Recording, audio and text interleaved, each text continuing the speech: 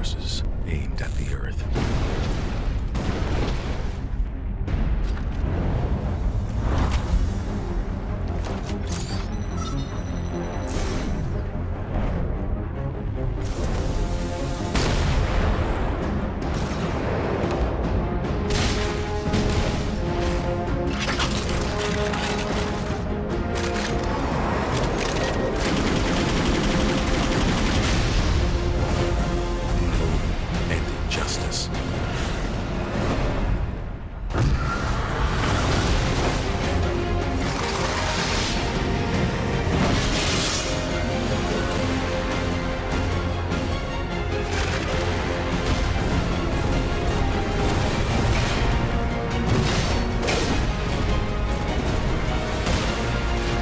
The glorious battle begin.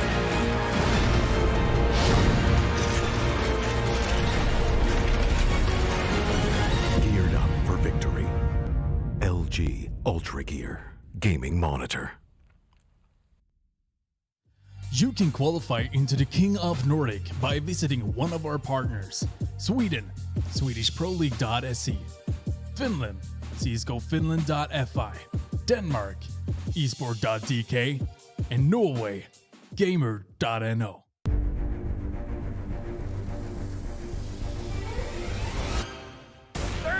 Rounds for Norway, 37 for Finland. And you know what? That was the best game I've ever cast. Yeah. Norway, Sweden, Denmark, Finland. Only one country to take it all. To show the others who is truly the King of Nordic.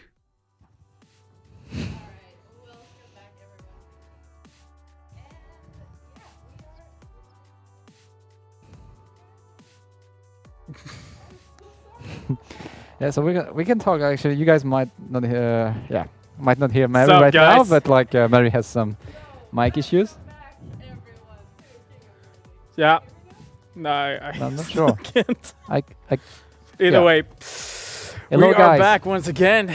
Another King of Nordic, and you know what? This time I'm ready. I got my shades on. Is it because Okay. you're actually tired? you know. Can you hear me now? Yes. Yeah, now we can. So Welcome I back, just Mary. want to say I never mute up on the thing, but our producer muted for me, so it was muted. I'm so sorry. Welcome back to King of Nordic. Hey! Now you can hear me. Shared responsibility in this situation, I guess. It is, but I never pressed that button because like they warned me so much, like when I got into the studio, and they were like, yeah, like if you mute on that, there's nothing I can do. There's nothing I can do. So never mute on that. Like just turn it off. And I was like, okay, I'll do that. So I never mute on that one. Yeah, So I never check if it's muted either, because you know it's never muted. And now it was muted. So anyway, guys, if you end up in a production studio one day, just never mute yourself. How are you, Mary? I'm good. I'm here. It's Friday.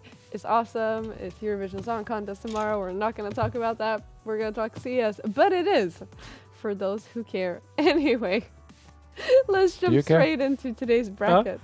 Do you care? No, not really. Oh, okay. I didn't even follow the Swedish one, so No. it's Yeah. okay. Like, I'd rather don't watch care Counter either. Strike. Yeah. Yeah, I don't care either. I'm just going to like roast everyone there. Yeah, probably. Yeah. Anyway, let's jump into today's bracket and check out what's going on. It's gonna be Sweden versus Finland. The ultimate Finn kampen, as we've been talking about it a lot of times when Sweden and Finland is facing off. This is actually going to be a very fun first game, to be honest with you guys. Not only that, but I think we could say after this game is probably going to look the same as last week, because we have a couple of players that are coming back to King of Nordic as well. But yes, we do have Sweden versus Finland in the first one. It's going to be very interesting, very fun. It has been a long time since we had seen Sweden versus Finland opening a King of Nordic, if I'm not mistaken. Absolutely. So brings back some memories, because for a very long while, it was always Sweden versus Finland for the throne. Yeah. Bring back some memories from season 3 to 5. So actually very interested, very looking forward for that first match. First match. Sweden versus Finland. It's gonna be really fun. And it is. I don't think have I seen them play? I'm not sure. Like, I mean, like at this, I don't think there's been a Sweden versus Finland start since I Not started. in this season. They have actually No. not been playing so much as I don't think in Finland. last season Finland has either. been starting down low on the bracket all the time, I think. Yeah. Also, as you can see on the screen, the map bans are open. So, in case you're wondering who banned what, then Sweden banned Vertigo and Nuke, and Finland banned Mirage and Dust 2. So, No you Vertigo, can but there no it is. Mirage. You can choose from Inferno Train and Overpass by typing the word pick and the map you want to see played. Also, map bans are open, or honor bets are open as well. I just want to come in here a little bit fast and say that I drew out the qualifiers because I do cast the qualifiers. I've been begging the final teams that has been winning to not play Mirage in King of Nordic. I gotta be honest, like I have asked them, like, can you please ban it? I think you did. You did not have too many Mirage then. Some.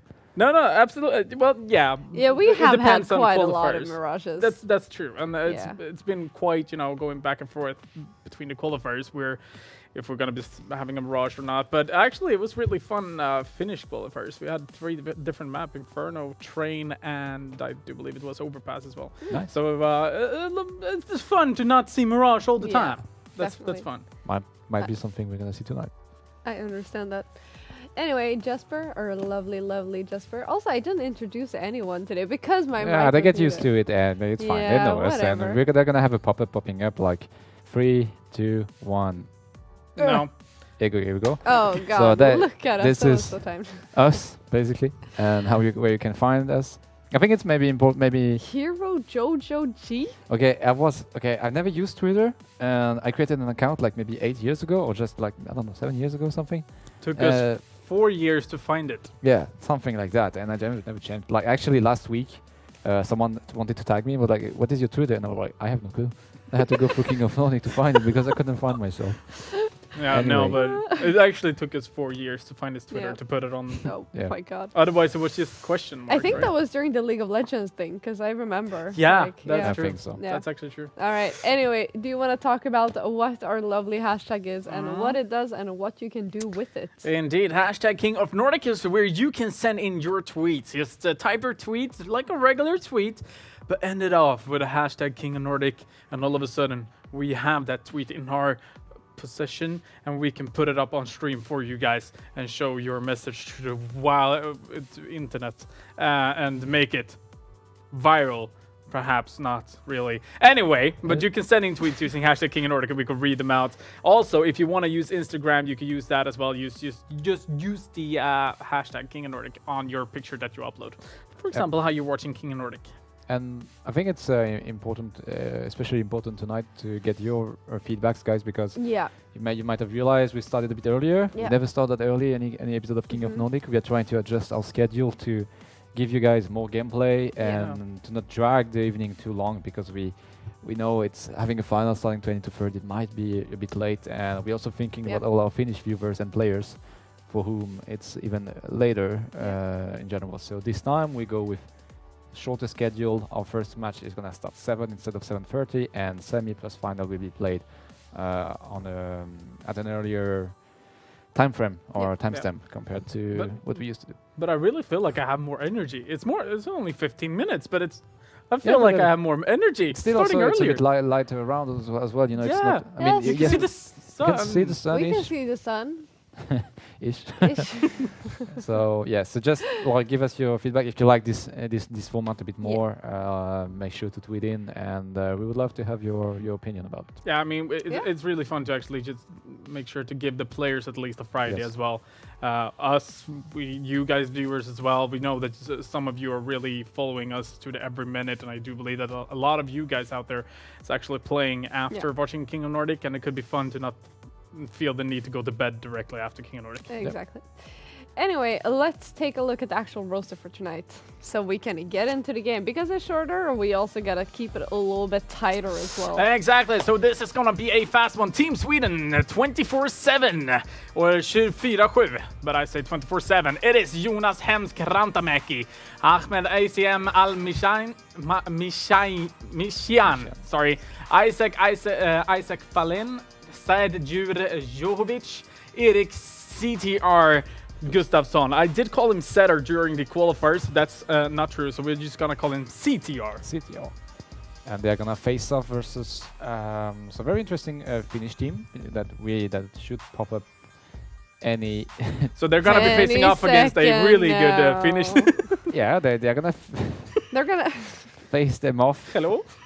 Anybody? But okay, while we have like the Swedish lineup, I mean, obviously we recognize ZTR from previously. Palmon was supposed to be the in-game leader or the upper for this team, but he couldn't play, so he got replaced last minute by MSEC. Yep. I really don't remember if I've ever seen him playing. His name reminds me, rings a bell, but at least I've never casted him. So really looking forward to see if he can fill Palmon's shoes, because we know what Palmen or Palmoni is capable of. We've seen him overperforming previous season, and previously on King of Nordic. So he has a big shoe to fill.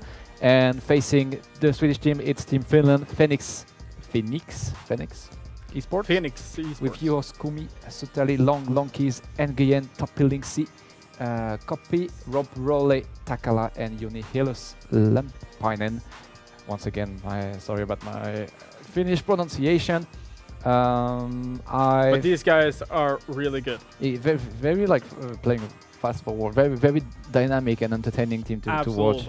So Sweden is gonna have to be careful and respect this team. I think we're gonna have a very explosive first map.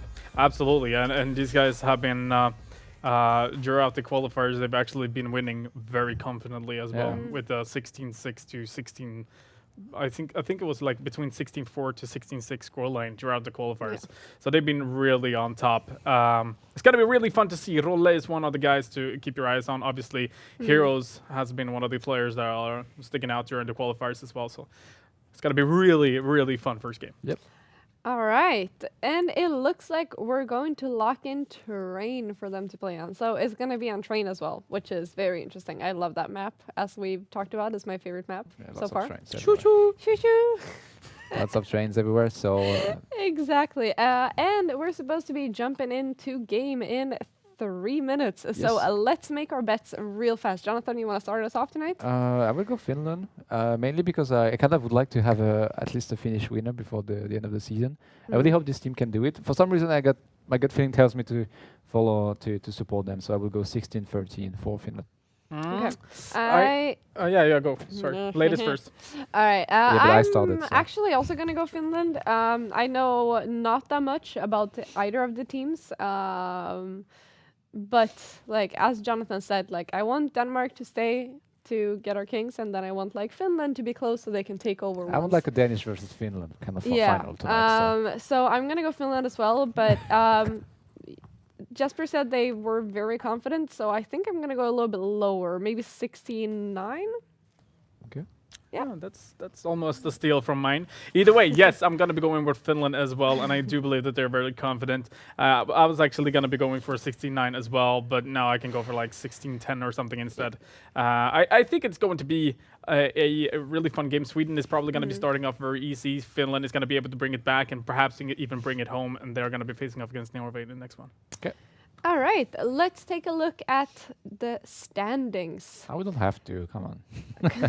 I'm so far behind. I mean, it's super tight. It's, 3 people on shared 3rd place, 2 people on shared 2nd place. Like, we're all just up there with each other. So, honestly, anything can happen at this point. So, yeah. I think we're going to be taking a look at the season standings a little bit later, but for now, we do have CSGO gameplay. So, yeah. Anything you'd like to add? No? Let's get this game started. Exactly. Sweden versus Finland. We start after some short messages from our partners. Numerous forces aimed at the Earth.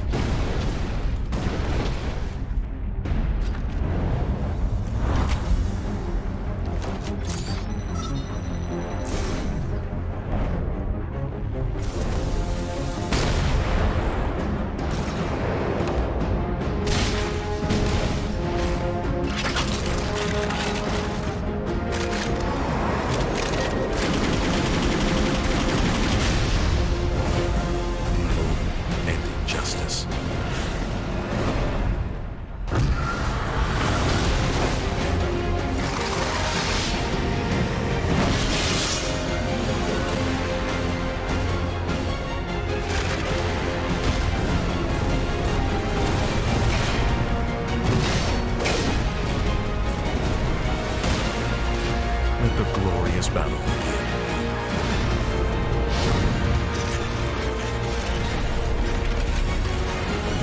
Geared up for victory. LG Ultra Gear Gaming Monitor. You can qualify into the King of Nordic by visiting one of our partners: Sweden, SwedishProLeague.se; Finland, CSGOFinland.fi; Denmark, esport.dk; and Norway, Gamer.no.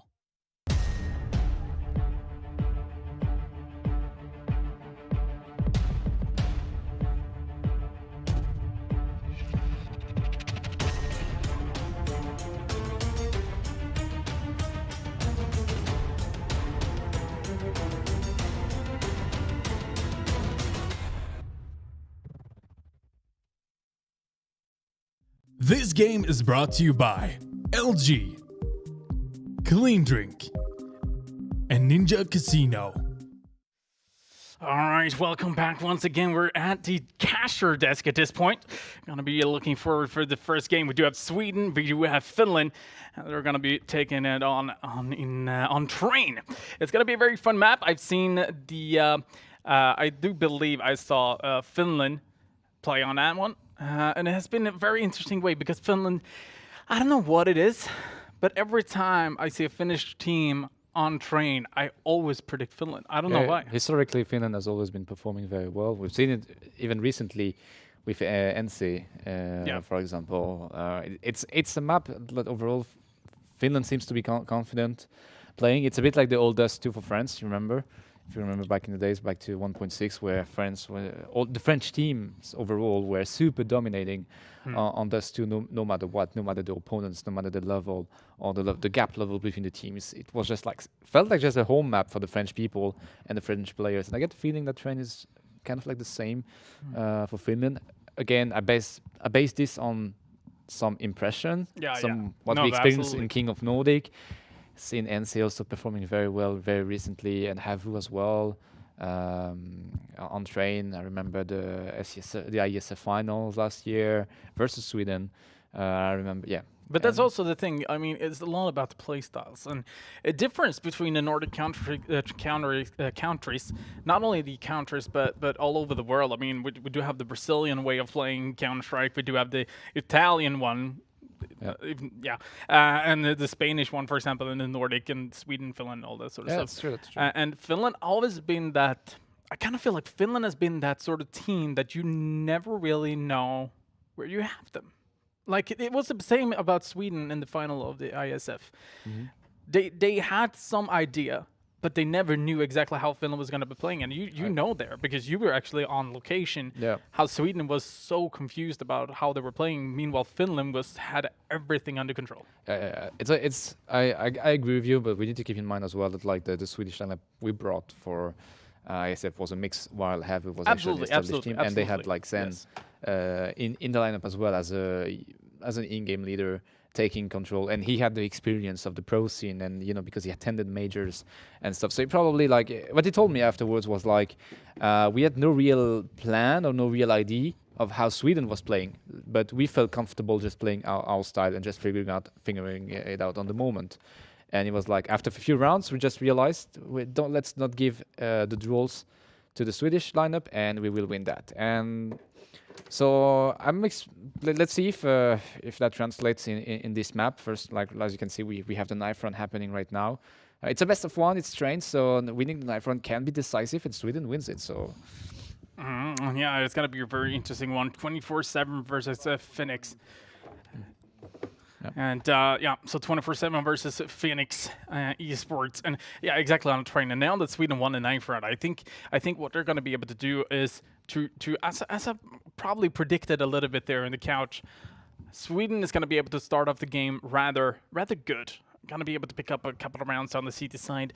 Perhaps we're going to be able to see like CT side. We didn't get it confirmed. So no, absolutely. But probably.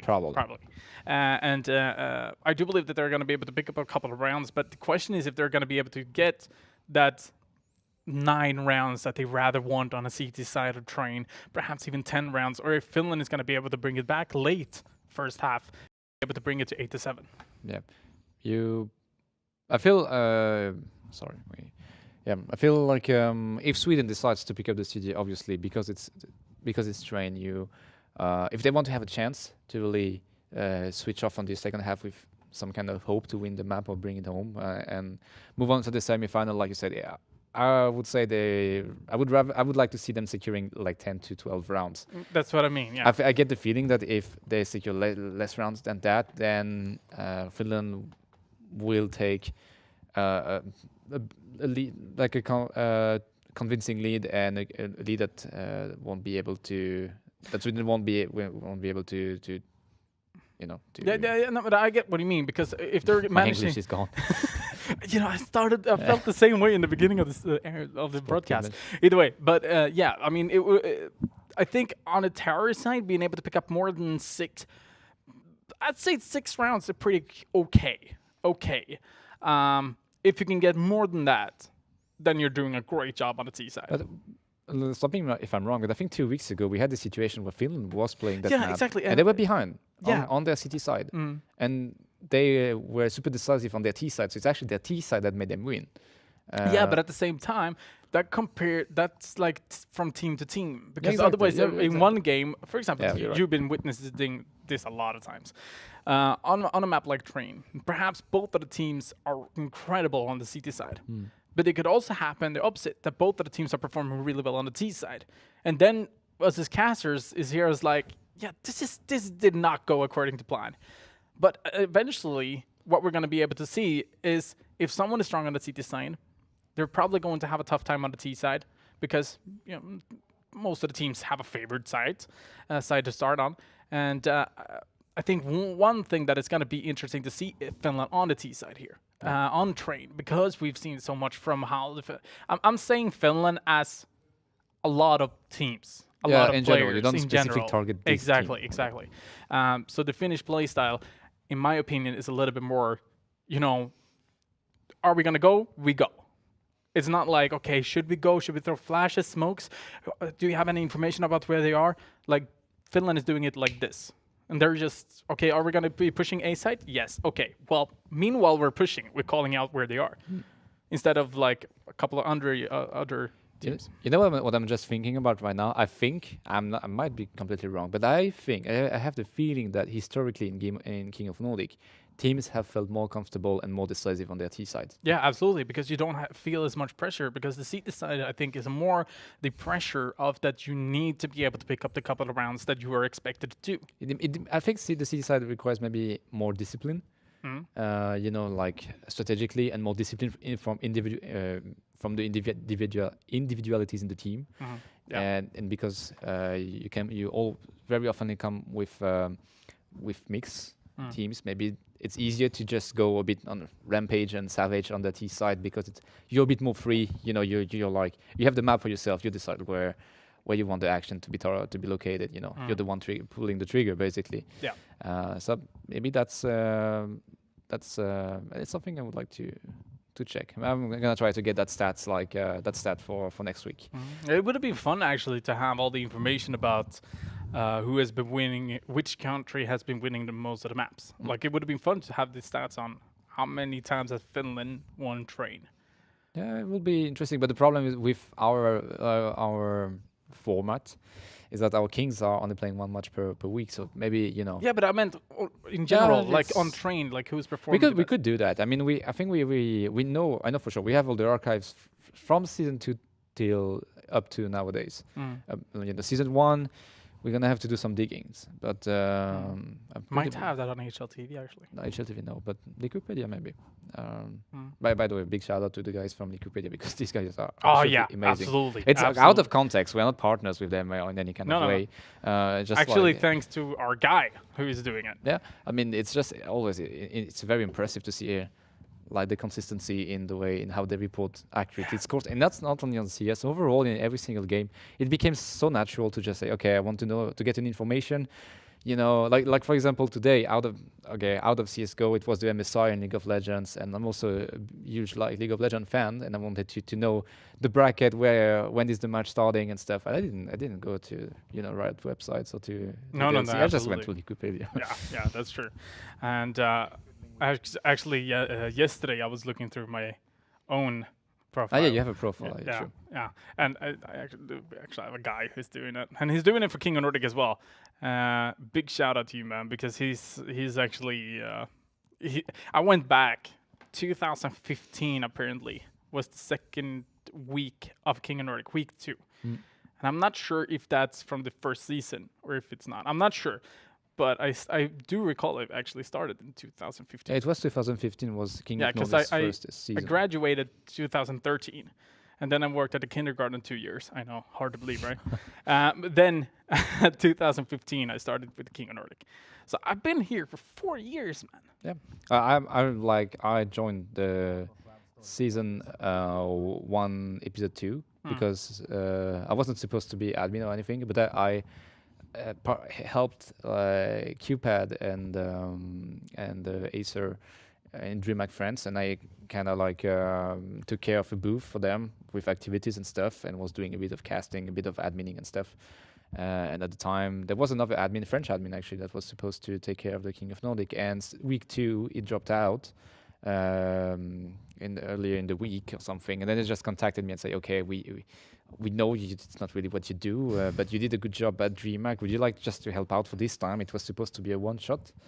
And then all of a sudden, 4 years later, Hirosava here emerged. talking with my Franglish in front of you guys and waiting for our production to fix some sound issue with Yeah, the exactly, server yeah. computer. So that's why it takes a bit longer. Sorry about the little delay, Yeah. but we should be able to jump in anytime soon. Yeah, exactly. So as you mentioned, we do have some sound issues, and then apparently from one of the computers, but we're solving it right now. So that's why we're talking about our stories. Now, I was born in 1994. No, I'm just kidding. But Let's talk about a lot. Let's have a psychological session. Let's have a talk over with no, the chat. you know what we could do? It would have been fun if we could have a Q&A. third screen here. Yeah, exactly. That would have been Q&A. fun to have a third screen here with the Twitch chat. Now, that's not possible at the moment because we're live. If we, But you guys could send in tweets using hashtag King of Nordic instead, and if you're sending in those tweets, we could actually bring them up right now if you're fast. Yeah, I If you're mean- not fast, then sorry. Yeah, I mean, some kind of a QA. I know for sure that like people in general, when I tell them, I work with an esport kind of production company, and we do esport events and we do productions. We also do tournaments and stuff. They're always a bit shy at first to ask like, how do you get there, or like, well, what did you do? And then I tell them like, I've been studying medical stuff for like 5 years before I jumped into esports. I have no real, how can I say that? Nowadays, I mean, still at this point right now, there is no easy or like drawn way to make it to esport in general. It's kind of like No, do and it try, and hope. do your best and try out. And then when it's a lot of people ask around, they don't really not that we always have a crowd around us, but No. when we went to some event, when I go to some event, and when I'm talking a bit with the people there, they are maybe a bit shy to ask at first, and then later on, or when we chill out in a lounge or something, then they come with like, okay, but how did you do? Like, you were not even playing any kind of game. Yes, I was playing Hearthstone semi-competitively, but that's basically it. I've never, how did you make it to admin and then to project leader or whatever, and then caster and stuff, and I realized that lots of people are interested to these things, and need to feel comforted in the way that if it's possible, it's very hard, but it's possible, but you need to Yeah, absolutely. sacrifice a few stuff. But Yeah, I agree. I mean, look at me. I've started off casting Counter-Strike with my friends on Dust 2. Yeah. We were under with like 14-4, I think. And then I just lost it. I just started casting the game instead of just having fun. And all of a sudden, we lost the game anyway. But, we got a couple of rounds, and then we're laughing a lot in the Discord. But then all of a sudden, starting with more casting. And, I mean, I worked, I think, 1 year, maybe even 2 years without any payment. Just casting, just to improve myself. So that's one way of starting a caster, becoming a caster. And have a good English. I did not. I think I sounded I sounded like this when I was casting the first time on King of Nordic when I was sitting with Rickard. yeah, but you cannot say that you need a good English level, because I'm sitting here right now, so it's Yeah, but it's not very like. I mean, you have a good English, No, It's the people only are kind because thing. No, no, no. You have a good English. It's only that your French is too strong. it's too strong.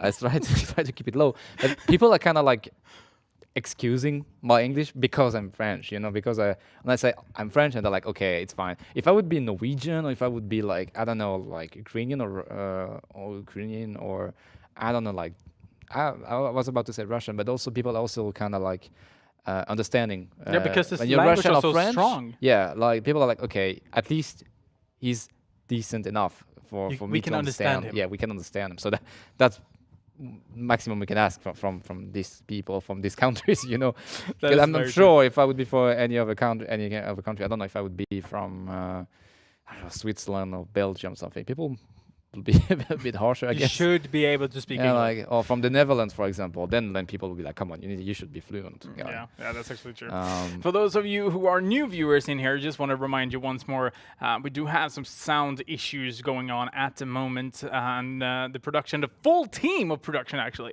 working on it, except it's for 27 people around the computer right now. Yeah, exactly. It's an army. Except for one guy. Except for one guy who keeps the track on us, and he's like, Yeah. I need to take care of them. I Yeah. need to be able to transfer, to give them information. So I need to guys, switch camera. Wait, there's Yeah. only one. so this guy right now has the best job in the world because he sees everyone trying to fix issues, and he's just like, you know. I mean, we had a pretty good job as well, to be honest with you. Yeah. I mean, we're sitting here just talking with you guys, even though you're send in tweets, #King Nordic if you want to talk back to it's us. the only way for us to. Unfortunately, because of the delay, because we need to. Actually, we could bring it up on a phone, Yeah, but we at the could, same time, that we- don't we- know. we We don't have- know how long it's going to take before the. Yeah, and we are 2 minutes behind technically or ahead of you guys.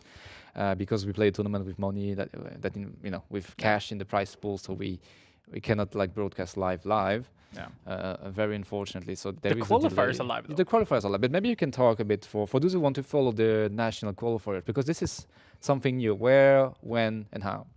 Yeah, exactly. No, but it all comes down to first the Friday. So, for example, for this Friday, whoever is going to win here does not have to get a new team. So, for example, for the past 2 weeks, it's been Denmark. So, Denmark has not had any qualifiers. But if they were to have a qualifier, it would have been on Sunday at 12, I do believe it is, that we start. And that's only me sitting at home, probably in my underwear, because that's what I do. That's secret. That's No one knows. Exactly. Nobody knows. Either way. But then it's just me sitting with you guys. You guys in the Twitch chat could type to us at that point. And we have a conversation, talk about the game, talk about the players, and talk about how everything is going. And it's a little bit more of a chill cast. It's not like I'm sitting here trying to go full on ham. It's more like, yeah, all of a sudden I could just drink water and it sounded like horrible in the microphone, I realized, but still, I need to drink water. Now we should have game sound as soon as Yeah, we. Seems like, guys, like we have been able to fix, Oh! and yes, we have sound, so we will be able to start. I feel a bit sad for the players because we could see that the warm-up hasn't been reset, so they were playing with same weapon. However, while we are just getting destroyed in our in-ears because our producer is talking way too loud for our own Yeah. sake, but we are about to start Either way. this map, and Sweden has decided to pick up city, like you mentioned. Yeah, and we do have Hamsk, ACM, Djur, Isak, CTR on the city side, Heroes, Linksy, Rolle, Lonkis, and Skumi on the T side here on the Finnish lineup. We're going to be starting off the game with, I do believe we have Heroes who's going to be throwing smokes. The same perhaps goes for Skumi, but towards, I'm not sure if he's going to be smoking from the window area. So we can smoke out towards the side. I think this is going to be an A execute. But the one thing here is going to be interesting is that CTR is actually really close by in lower, and he's going to be pushing as well. They're going to be able to get that information, and there you go.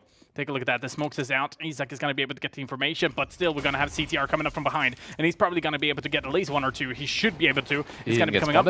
Oh, he gets one. Can he get a second? He needs to be able to hit his shot, and he's going to be missing a lot of bullets, but it doesn't matter. Sweden has been able to pick out all of the terrorists except for Lankis, who has 2 HP. He's going to be able to get one, but it's going to be going down immediately afterwards. 24/7 is going to be able to get the pistol round.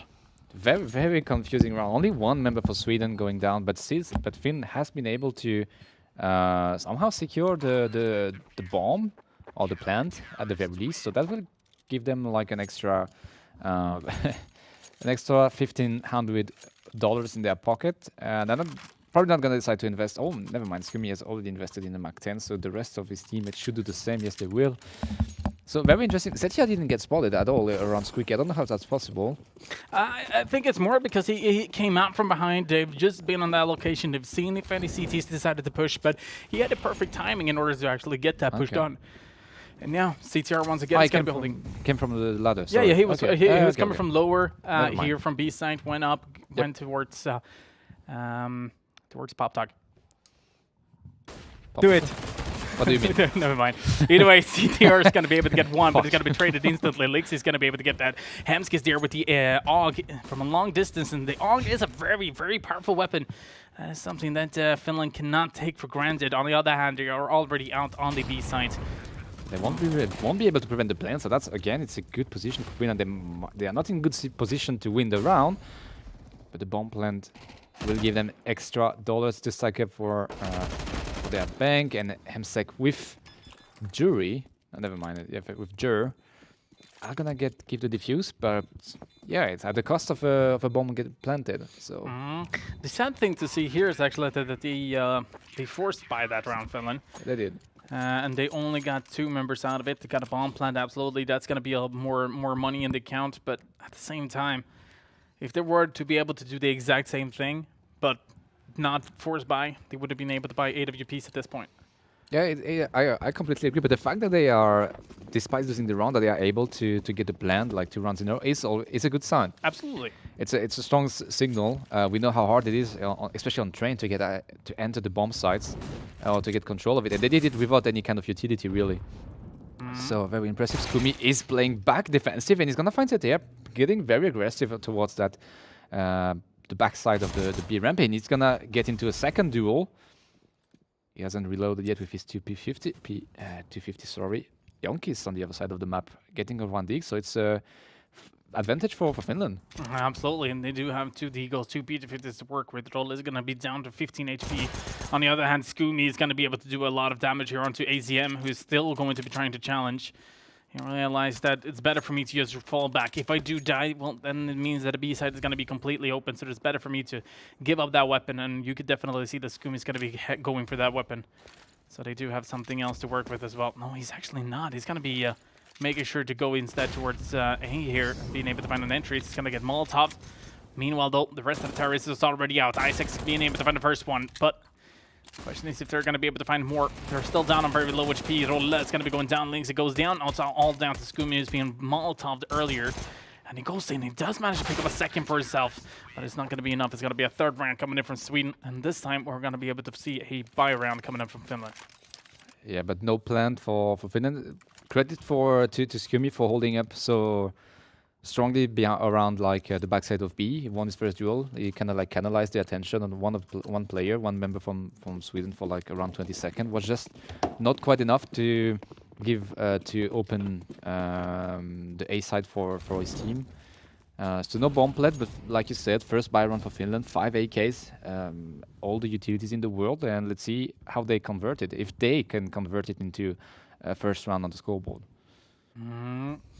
As you can see as well, they're getting ready instantly for a push towards Ivy. It's the reason why Isaac is standing with his wall, his back against it, is because just in case there was a flash there. Yeah, but it's 3 members towards Ivy. A very like aggressive crossfire that Sweden decided to put. It could have worked out because I think this could have surprised Finland, but they were just not like dedicating anyone. There, Scoomy is just behind the smoke. He's not gonna get spotted, but he's gonna face. It's gonna spot ACM. And it's gonna take him down. Hemsek with the AVP for the equalizer. Jude is going to be holding towards Olaf, being able to find the first one. Can he find a second? That's going to be the question. I'm not sure if he saw the bomb in that situation, but it doesn't matter. They're going to be walking straight into his crosshair. He's going to be able to find a third. Can he find a quad as well? Well, that's going to be the question. He's there in a perfect position, but Heroes is there with an AK, and that's a good weapon. Not only that, but CTR is going to be pushing up from behind. It's got to be 4-0, and immediately Hemsk has been picking up the EWP as well from the previous round, but he's also the stand-in for Paulman, Yep. which means that they don't have anyone else to opt. That's why they brought in Hemsk. Yeah, it's that- interesting to see that he not only does he like stand in for Palm, he is also taking this AWP role. Very interesting to see that like Sweden has been able to replace a main upper by another main upper. Yeah. I think for the stability of the team, that's great, and he has been performing very well so far. At least he hasn't been underperforming at all. But when it comes to Finland, just want to mention that the communication needs to be a bit more on point. Jor again in a very aggressive position on the top side of white train. He's gonna get a double, and he has been completely free on this side of the map. And Finland hasn't been able or hasn't found a way yet to stop his rampage. 2 rounds in a row that he goes savage, gets 5 kills for himself. So they need to find a way to counter this. I think this is when we are going to be able to see Finland actually step up their game a little bit, because what we saw earlier is that Skumi, for example, has been going aggressive with the smoke, but he's also playing a bit passive. He's been able to find the angle in order to find the first CT. Yep. So you can see that they're definitely able to find the entries. But the question is if they're going to be able to use that now. Yeah, exactly. And they're going to be playing a lot slower, but as you also pointed out, with hand gestures, Sweden has 2 AWPs, and that is actually very interesting to see. Jude is going to be playing on A as well, so we had 2 AWPs and 1 AK, 1 AUG, I do believe, on the A side. So 4 members is going to be consistent towards A. Yeah, and again, Sweden goes for the kind of Ivy strat, and what scares me a bit for Finland is that it hasn't been spotted yet, and Isaac should very much, he sees the smokes and he's gonna find Linksy completely off guard, and that's almost like an unwinnable round in this position for Finland. He's even gonna find the bomber. The bomb is back down, Jury is gonna clean the A side. It's just not working out for Finland right now. Definitely not. Train does not look like one of the stronger maps for this Finnish team. But let's not count it out. I mean, we did predict it. Sweden was probably going to be able to get a lot of rounds here at the beginning of the game. Later second half, which would later first half would be around now, maybe next round, would be when Finland might be able to bring it back and get a couple of rounds, because they need to break that 0. Yeah, what scares me a little bit is that Finland started very well, in my opinion, with this 2 bomb plan, like in the 2 first round of the half. And nothing since then. And this heavy crossfire that Sweden is pulling up once again has, like, let's see if it's gonna be expected. Like Isaac is gonna go in the open. Oh, very nice positioning. That he spotted the trajectory of the flash, and they line up. And Isaac is gonna find Linksy. That's already a very early opening, and he's gonna find the second kill as well. Is he able to find the third? No, he won't. But Long is, despite the refrag or the revenge, he's gonna take 40 damage because of that Molotov. Damage has been dealt already. Consequent damage has been dealt to the Finnish lineup already. Oh, MSEC is gonna miss what looked like a very early shot, but he's gonna smoke Ivy off, so he should be safe. And yes, Finland is not gonna push through. But you could definitely see the rest of the Swedish lineup actually keeping track of their positions. Hemsk obviously does have help from Jude, just in case. The 2 Ompers are playing very close to each other. Meanwhile, AZM has been pushing in towards team main. Meanwhile, we have CTR holding B. So once again, Sweden does cover all of the areas that the terrorists might be coming in from. You can actually see that AZM is going to be pushing a bit. No, he's going to be falling back. I think he heard the terrorists perhaps, and that's why he's going a bit aggressive.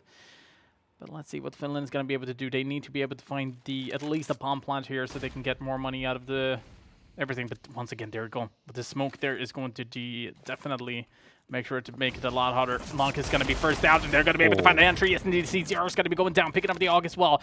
Lonkis does have a really good weapon to use now. Roledo, on the other hand, who has been picking up the bomb, is going to be going down. Not only that, but Lonkis as well, an AWP. Jur going to be able to find the last one as well. 7-0. Sweden looking very, very, very, very strong here in the beginning of the first half. They are very, very, yeah, very, very strong. But what I want to highlight is the capacity to just commit in a fraction of a second. Their decision making is on point. They've been able, every single round, they are able to kind of anticipate where Finland is going to play. They gather enough information to take ground or to advance on the map very convincingly. And even when Finland pulls the trigger for some kind of execution, they are getting sandwiched and jury on the backside of that A side on the green train. has been just dealing too much damage already. 13 kill for him. Yeah. No, he's looking very, very strong. And with the AWP, with the AUG, with the FAMAS, like he finds the duels and he finds the shot no matter what. Yeah. It's going to be very important, obviously, now that they don't have Paulman with them. Paulman, for those of you who remembers, is a great opera from Sweden. We've been missing him on the King of Nordic, actually. So for me, it was really fun to see that Paulman's going to be playing King of Nordic. Unfortunately, he couldn't play today. So if Sweden wins the whole thing, we're probably going to be able to see Paulman coming back. On the other hand, Rolle finding the trade after CTR being able to find the first one. Let's see if Djur here is going to be able to find a frag. Yes, he does. He's going to be standing in the Molotov. Does have help from Isaac, and now it's all down to Rolle. Now, he had a lot of fans in the chat, but it's just not going to be enough when Djur is there with an AWP with a barrel down his throat, saying see you in the next round. He's just too slippery for this Finnish lineup. He's just like, you know, this time, I really like the investment. They tried to push him out of his position. They tried to flash him. They tried to mollo him, but it just didn't work out.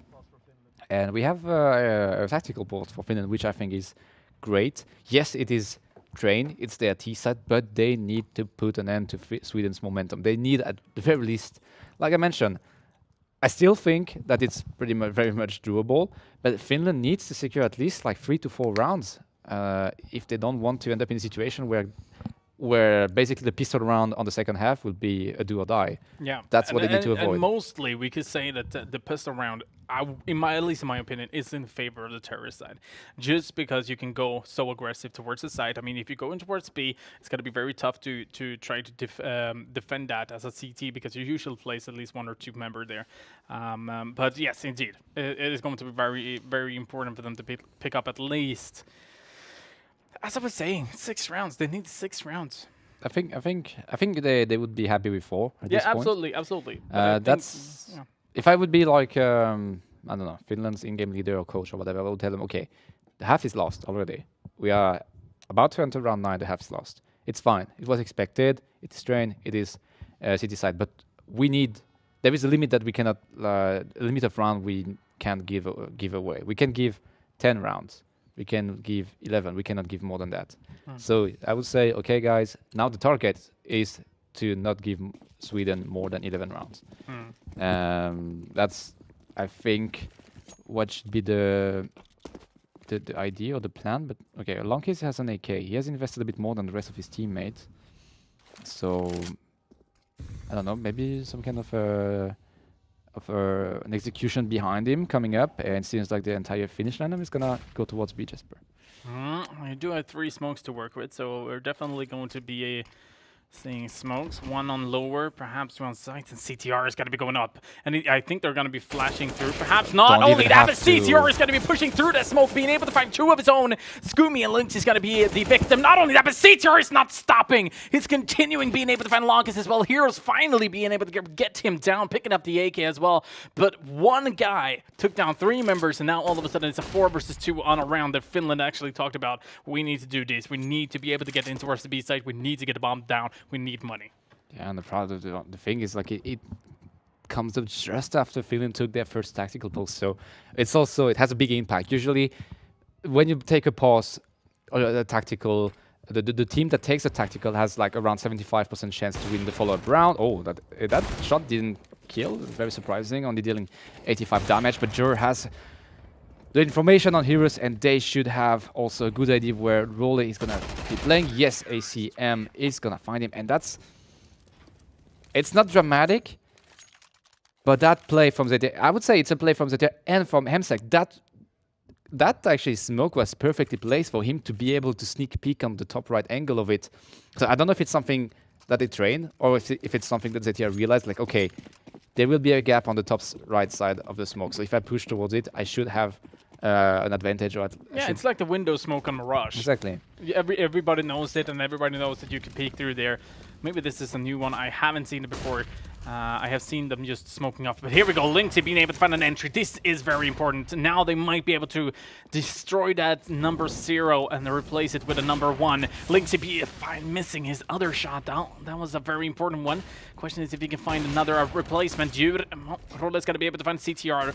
Jur down on 15 HP. ACM on the side being able to find one. Jur finds Linksy as well, but it's going to be traded. Scoomy being able to find Jur. That is one of the main uppers that is going to be going down. Ham's down on 8 HP. ACM on the side is still going to be able to fight for that bomb, and he's going to be able to find Scoomy as well. Now he's going to be falling back towards side, making sure that he's going to get in a better angle so they can keep cover from a long distance. Longkiss, on the other hand, does have information about the CT. He's going to be right around the corner, right behind the train, and he's going to be lining them both up, and that is going to be the first round for Finland. Finally, we have Finland on the board. Incredibly close round, Jesper. It really comes down to details. We've seen if like the anchor on A side would have been able to find out or take down the terrorist that was just on the outside of Pop Dog, that would probably have been a double-digit round for Sweden. Unfortunately, both Hemsek and ACM got super focused, and their attention got dragged by this by the player that was playing from Pop, which left enough room to Lixie to, just find them off guard and secure the round. So first round for Finland, that's great. They need to do a little bit more. Once again, I think they need to secure a second, even maybe a third point this half. It's pretty much doable. Sweden has economy, but not enough to buy up for the rest of the half. So if they're in that round, it should be a half buy next one, and then like. I think they can drop to each other if they decide to not go for the AWP. Yeah, that's what I mean. Like next round, they could be able to afford, but that will cost Hemsek and Isaac quite a lot. Yeah, that's true. All right, here we go. It looks like an execute towards side, but oh my god, CTR does have a perfect flash with himself from a teammate on his site, and he's just going to be cleaning up the house. He does have 4 kills to his name. ACM is going to be finishing up the last one. Finland is not going to be welcomed back into the game. Definitely not. Sweden's closing the door once more. Wow, this ramp, this B ramp like plays for Sweden have been like playing so perfectly well for them. Hemsek with the perfect smoke 2 rounds ago, with the perfect flash this time for ZTX. Just like completely unexpected, super well timed, flashing 3 members. Easy 3K for ZTR, and Hemsek is not slowing down, finding Longkiss like 15 seconds into this round. Yeah, kind of feels like Finland is just pushing at this point. Yeah, it's very not coordinated. Like, oh my god. But they're also getting mown down. It doesn't matter where they go. They're still going to be facing up against the Swede, who is feeling very, very good today. And is going to be able to find frags after frag after frag. I think after this round, we need to take a look at the scoreboard to see how Sweden is performing as well. So, on the other hand, Rolle should be going down here from ACM. Yes, indeed. It's going to be 11 rounds. Let's take a look at the scoreboard to see what is happening from these guys. Juri up at 17 frags. Isaac close by with 13. CTR. Yeah, you could definitely see that Finland has not been able to actually get into the game. And this is your favorite stats. And that's despite check the amount of enemy flashed on this kind of thing. So Finland has a good use of their utilities. It's just like they didn't convert it into any kind of kills or any kind of map advantage, which is a bit scary at this point. What I would like to see for Finland, maybe, it's something we've seen in competitive plays as well. Just stay on the T side and take 30 seconds to talk.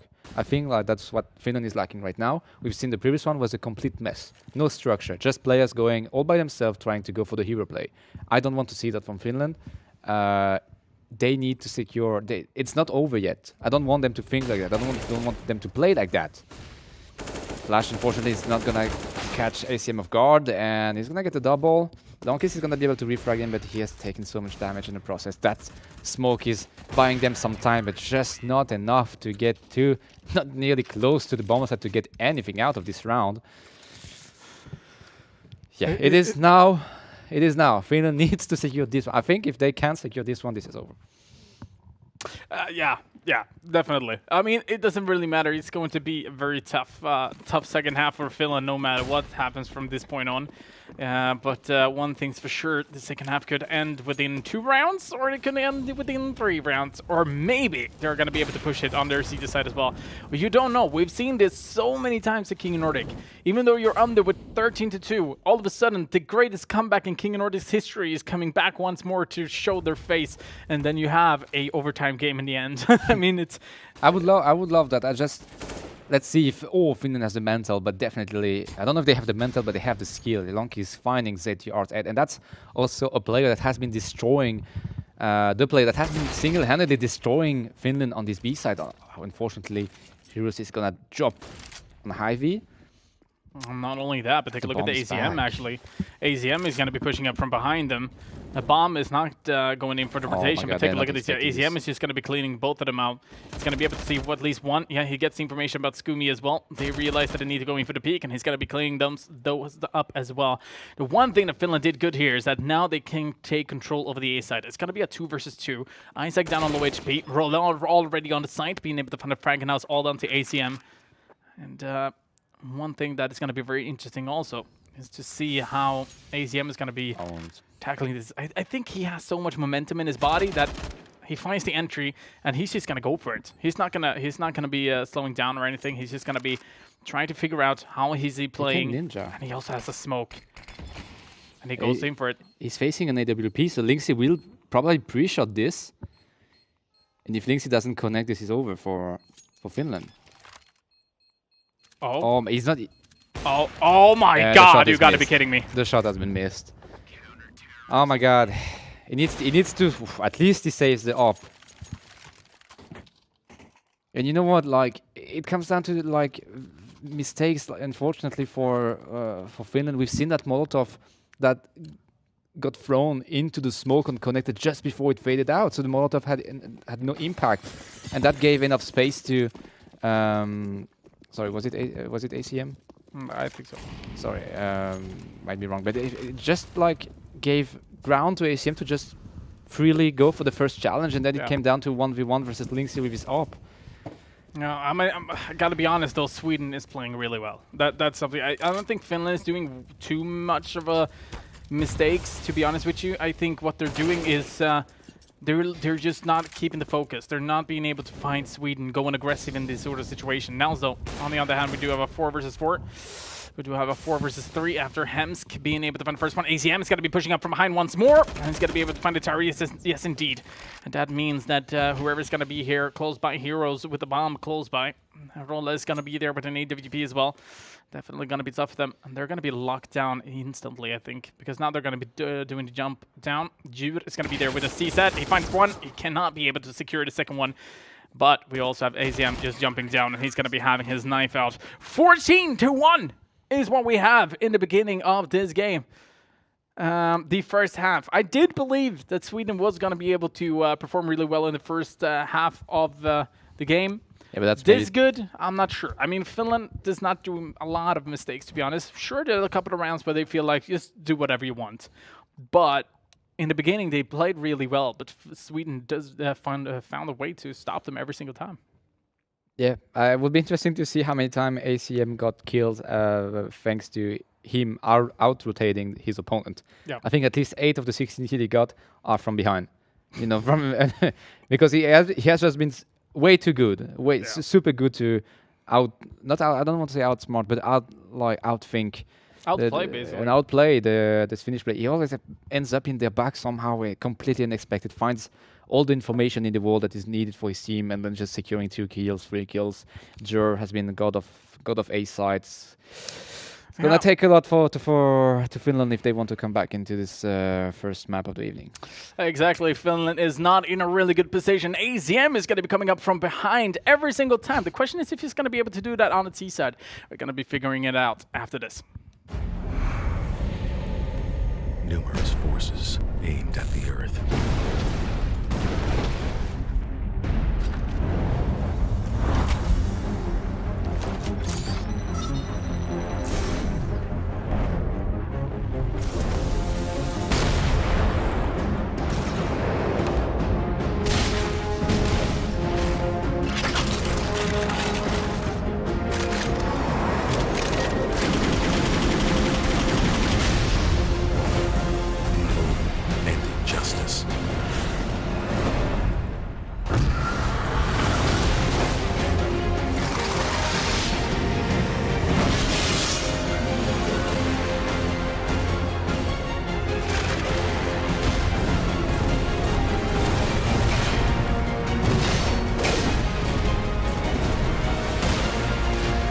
the glorious battle begin.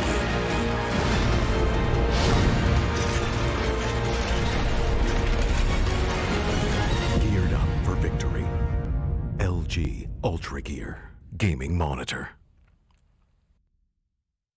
You can qualify into the King of Nordic by visiting one of our partners: Sweden, SwedishProLeague.se; Finland, CSGOFinland.fi; Denmark, esport.dk; and Norway, gamer.no. This game is brought to you by LG, Clean Drink, and Ninja Casino. All right, welcome back once again. The second half is upon us. We have 14 rounds for Sweden, one single round for Finland, but we do have hope. As Zlatan would have said, do you believe in God? And Finland is going to be able to bring this back. Maybe, maybe not. That's what we're going to be figuring out here in the second half. Now, we do have Sweden on the T side, and it's a pistol round as well. Yep. Never has been a good. I think it's one of the most important pistol round like we've had in King of Nordic. It's basically like you lose a pistol round, you lose the game. And I still strongly believe in Finland, but like you said, pistol rounds on train kind of in favor of terrorists in general. So how is Kumi long range with these USPs gonna find two? He's not gonna be able to connect the third one, and that's critical. The bomb has been planted. No diffuse. Oh, never mind. Roddy has a diffuse kit, so they have time. Linksy can wait that smoke to fade out, and he's gonna find MSEC 3v2.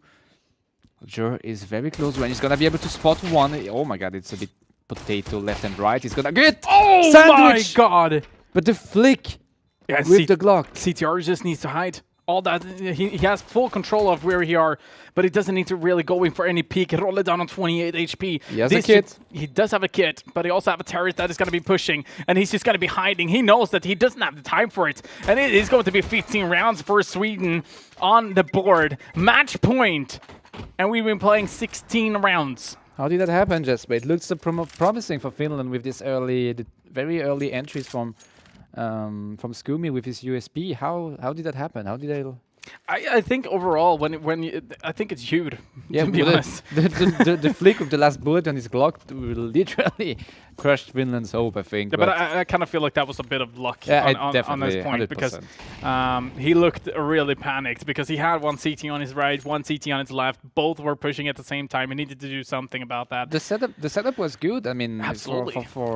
For Finland, they sandwiched him, but somehow like find a kill, and that smoke becomes a bit late, and that will leave enough time for Isaac and ACM to push through, and they're gonna open at A site. It's 3 men down already, and this is game. Jesper. This is game.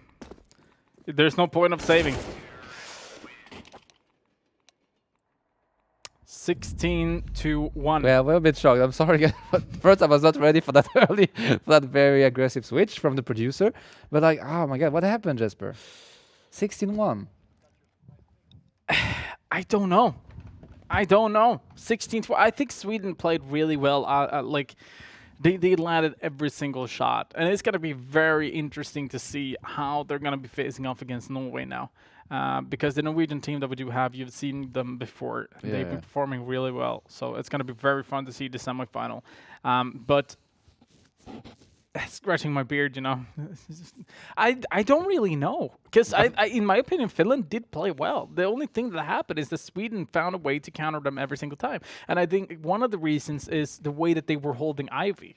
You know, just every time they were approaching Ivy, they did have the crossfire, they did have the flash, they did manage to get 1 or 2 frags out of that. All of a sudden, they did have another member holding and just helping out. Not only that, but on B sides, on lower, I mean, CTR was playing close by all the time. He was throwing a nade, he was going aggressive, his teammate was smoking, he could find a loophole there. Not only that, but when the terrorists smoked lower, they just threw a counter flash, and he went down to peak. And all of a sudden, he got 4 people of his own as well. So I think Sweden just found a way to defend. Everything went a bit too well, unfortunately, for Sweden. Yeah. Like you said, I don't think Finland played badly neither. I just feel like they couldn't play the game they wanted, just because Sweden was just so on point with their crossfires, their flashes, their hold on bomb sites. They've also been very good at and we haven't seen any real retake, to be honest. No, I no. don't think so. No, absolutely not. Except for the first rounds of the first half, when Finland got back-to-back bomb plants in a row. But that's pretty much it. One Yeah. Ninja, that thing, the 1v1 Linksy versus ACM, or the 1v2 that ACM won. Coming out of from connector, dodging the Molotov because the Molotov got through a bit too close. I mean, into the smoke. So just before it faded out. 1v1 Linksy with the op, didn't quite find him through the smoke, unfortunately. To be honest, I think Sweden had a flawless game. I don't think there's more to say about it. Finland was never invited. No, yeah, definitely. It was not easy. it's But like, Sweden was in the restaurant eating food and Finland was just outside, in the street watching Sweden eating, like being, no, sorry, there is no room for you Yeah, guys. exactly. You're not invited. But we do have 3 MVPs contestants, and we do have Isaac for MVP A in the Twitch chat. That's all you need to type. MVP A, MVP B, or MVP C in the Twitch chat. So MVP A for Isaac, MVP B for Jude, and MVP C for Longkiss. And so far it looks like Longkiss is leading at least when it comes to the MVP. And he did play really well for Finland. He did manage to find those entries. He did manage to really defend on the 2 first couple of rounds. He was also able to. I think most important was that he managed to find the entries, or at least the trades. Yep. And I think that's actually a really good reason to why Longkiss might be able to win the MVP here, because he did as much as he could on the Finnish side. Yep. Not much to say. Was a bit of a one-sided, but I still want to give credit to Finland. It's not like they didn't throw. It's not like they didn't play No, absolutely up to their not. standards. It's just they just faced off. No, I recognize the play style from the qualifiers as well, so I definitely know that they were not trying. Maybe a bit more prepared Swedish team, and a team that was maybe a bit more feeling a bit more confident, and everything worked out for them. Let's be honest. All the rotations, all the the smoke push, the flash pushes, dodging the flashes, pushing at the right timing. It felt like just everything went into Sweden. Yeah. All right, guys, we are going to be back with more Counter-Strike soon enough. Sweden is moving on. It's going to be facing off against Norway in the semifinals. And right now, though, we're going to be heading back to the couch with Mary as well. So we're going to be taking a little bit of a short break, short break, and then we'll be right back.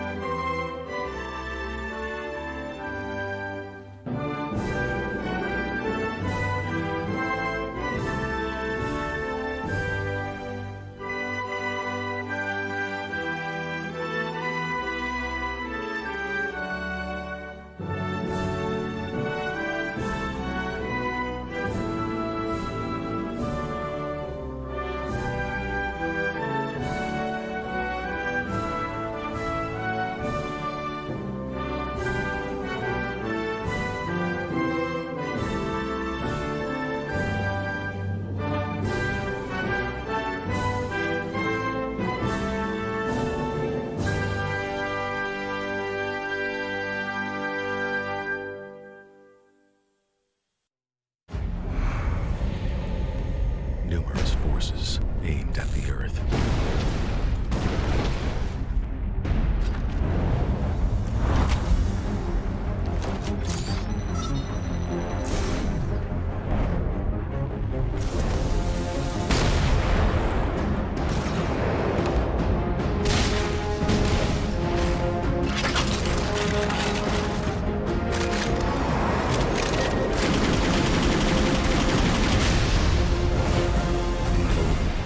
Justice.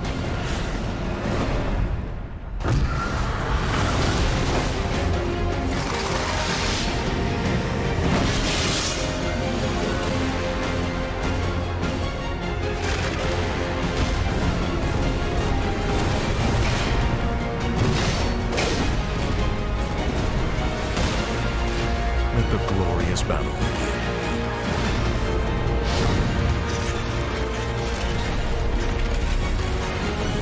Geared up for victory. Ultra Gear Gaming Monitor. You can qualify into the King of Nordic by visiting one of our partners. Sweden, SwedishProLeague.se. Finland, CSGOFinland.fi. Denmark, esport.dk. And Norway, gamer.no.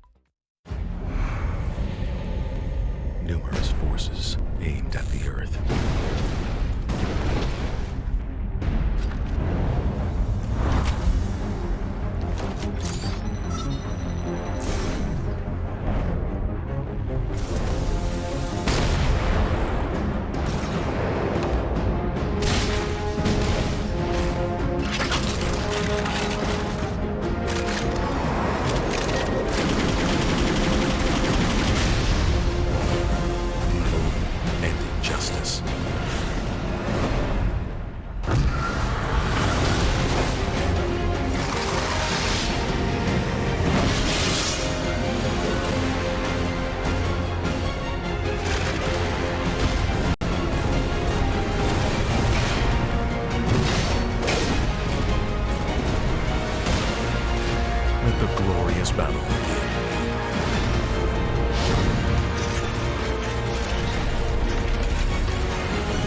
Geared up for victory. LG Ultra Gear Gaming Monitor. You can qualify into the King of Nordic by visiting one of our partners. Sweden, SwedishProLeague.se. Finland, CSGOFinland.fi. Denmark, Esport.dk. And Norway, Gamer.no. All right, we start off the first game of tonight with Sweden having a party, and they were having a great party all throughout the day, but Finland was never invited into this one. Sweden started off the game as predicted with a very couple of rounds looking really good. Finland as well started off the game looking pretty decent. Sweden being able to win their rounds, but Sweden never stopped. They just continued and continued. 16-1 was the final score after that. Yeah, that's the closest game we've had so far in the live finals. Probably so far. Wow, that's wrong. Have you ever had? Have you ever? I think we've had I'm sorry. 1-16-0. We had 1-16-0 in the history of King of Nordic. Okay, And remember so that this the teams play felt very bad, but at least Finland secured one round. We had a Yeah. couple of 16-1s. Yeah. But this one didn't seem like that one-sided, like you said. Yeah. It was not completely like a stomp. No, like I watched a couple of rounds and like I was like, oh, Finland is taking it. Not quite there yet. Like they were like. They were able to create Yeah, situations exactly. at least, but Sweden. Yeah, they were offering some kind of play style. They were offering some, Yeah. creativity at least. Yeah, absolutely. No, it would be really fun to have them back as well. Yeah. Really encourage you guys, all this Finnish team, to just not give up and just Yeah. try their chance again. Get a second chance. Yeah. Definitely. All right, so map picks are open as well, and Norway have banned Train and Inferno. Meanwhile, Sweden have banned Vertigo and Nuke. So what you can choose from is Overpass, Mirage, and Dust 2. How does that happen all the time? Nah, it's probably gonna be a Mirage map, but we'll see what happens. Also, honor bets are also open if you feel confident enough to make your prediction right now. We'll talk a little bit more about that. But Jesper, do you want to talk about our lovely, lovely, lovely hashtag? Indeed, hashtag King of Nordic is where you can send in tweets and tell us basically whatever you want. So if you want to ask some questions, talk about the previous game, and maybe ask Jonathan why he chose to come to Sweden. I don't know. You could ask questions using hashtag King of Nordic on Twitter, but you could also tag us on your Definitely not because of Instagram the post if you have uploaded a picture of you watching King of Nordic, for example, and we will show it on stream. So hashtag King of Nordic is the place to go. Is the place to go. Exactly. All right. So, as some of you may notice, we did not talk about who the overall MVP from last episode was. So let's take a look at who that is right now.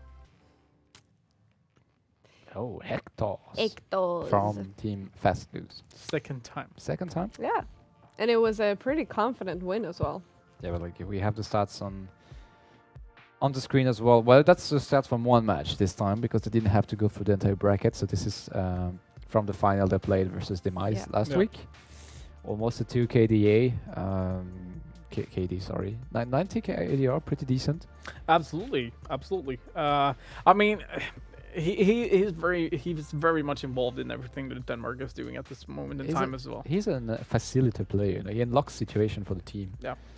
It's this kind of player when something is a bit struggling, when teams, when they win a round, it seems like it leads to nowhere. This is the kind of player who forces the decision or force something to happen. Yeah. And most of the time he comes up ahead. So I like this. I like this kind of play. You have different kind of play style in Counter Strike, and he's definitely a facilitator for his team.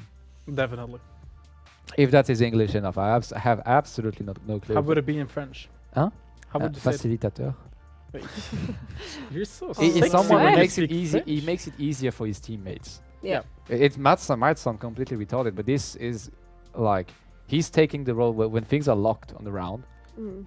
He's the one then who takes the initiative of like, I'm gonna try to make it happen. He's not the main lurker. He's not the main opper. He's the one who facilitates or opens unlock a situation. Yep. Yeah. So big ups to Hectos. Also, so we did not check the MVP. We also did not check what actually happened last season. Or last episode. No, it was, yeah. So let's roll our eyes backwards and check what happened. Now,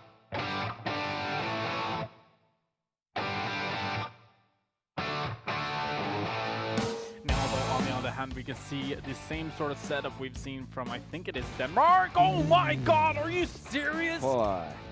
To retake that round spot, it's gonna open for his team. He's gonna find a second kill.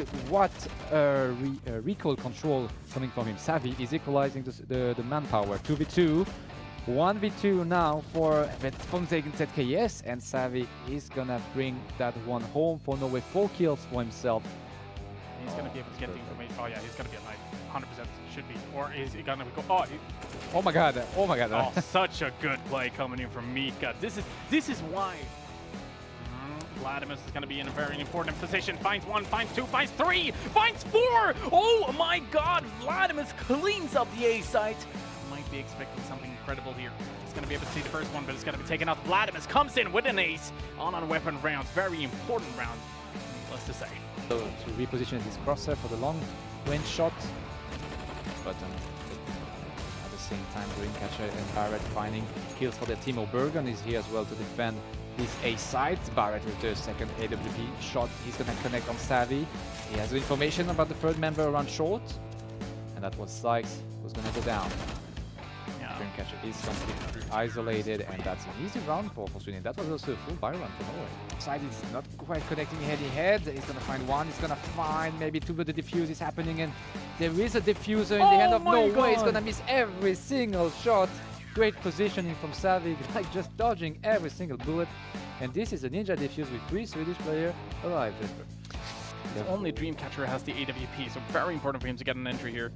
Can he get the call out at this point? He's gonna attack one, and with the super dose dice, it's a second kill for himself as well. And suddenly, with only like Deagles and an AWP, it's a 2v5 situation for Sweden. It's even like a 5v1. Libby is gonna find Sykes, so gonna deal some kind of damage, but he's all alone. He has the bomb, but that. And here comes the 3-man boost as well. They're going to be able to take an incredible peek. And this is something that they're probably not going to be expecting. The question is how long Fester's going to be holding this angle. He's just waiting for them. And he's going to be able to go to 1-2, and he's going to be falling down. That is perfect. Once again, it's going to be so hard for Norway to be able to counter that. There is some really close corners. They will be able to find the Franks, but that is a good Molotov. Celebrations, he's going to be standing in the smoke, he's going to be flashing himself out, and he does manage to find 2 of his own, finds the 3rd indeed, and now it's all down to Dreamcatcher. What can he do in this sort of situation? Well, he does manage to find 1, but it's going to be mown down by a lot of CTs. I think we have our second bomb plant actually. Sykes picking up the AWP, trying to hold it at one of the angles. It's going to be towards elevator. Towards the site, and he's going to be able to find both of them, and one play coming in from Sykes as well. Second round, guys. All right, let's do it again. No, but our producer loves the intro to that song. It's a very good song. All right, so big ups to Denmark for winning their 2nd game in a row on the throne now. Yeah. On Vertigo as well. On Vertigo as well, yeah. And they're probably not going to ban Vertigo this time either. Yeah. Exactly. I don't think anyone is going to leave it open. Yeah, no. Whoever is facing them in the final, Sweden or Norway, I don't think it's going to be open. No. Anyway. All right, so we did have a fantastic game last game though, so let's take a look at who won the MVP for last game. Oh my god, we have a tie. Really? Oh, we have a tie. How do we do it? Production, how do we do it? I think we just have to wait until next vote comes in. Yeah, so so vote fast and it's chat now. Yeah, we're gonna lock the poll as soon as one of the players. Ah, there we go. Okay, Isaac. Isaac. All right, so Isaac goes to the overall MVP for this episode. So, shall we take a look at the roster? Yes, indeed. We do have Team Sweden that has been performing really well throughout the first game. 16-1 in the first game, but we do a 24-7. It's Jonas Hemsk Rantamäki, Ahmed ACM Al-Mishayan, Isak Fahlén, Sed Djurjahovic, and last but not least, Erik CTR Gustafsson. I'm not sure what we can say about these guys unless, well, 16-1 is what I can give as information. These guys do have incredible skills when it comes to counter flashing, counter smoking, and all that sort of stuff. So it's gonna be really fun to see these guys play once more. Yep, but they are gonna have a beast of a team to face, and it's gonna be Team Norway. Well, yeah. This time we... Yeah, this Team Norway a bit faster. Thanks production. They're warming up as well, you know.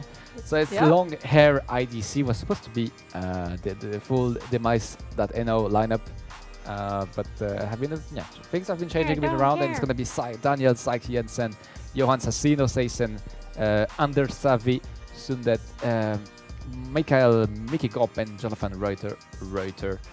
So almost a full lineup, like we were discussing off screen of the mice. Unfortunately, Dreamcatcher and Lux couldn't play, replaced by Sassino and oh, never mind, just Sassino, who was not in the original lineup.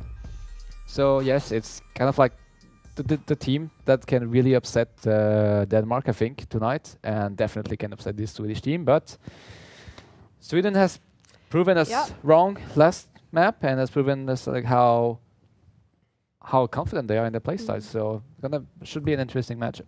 Definitely. I'm also going to lock in our wonderful Mirage because it doesn't seem to be moving anyway. Can I just quickly mention, I'm pretty damn sure that, like, you know, everyone can vote. It's a vote open. Everyone in the chat can vote.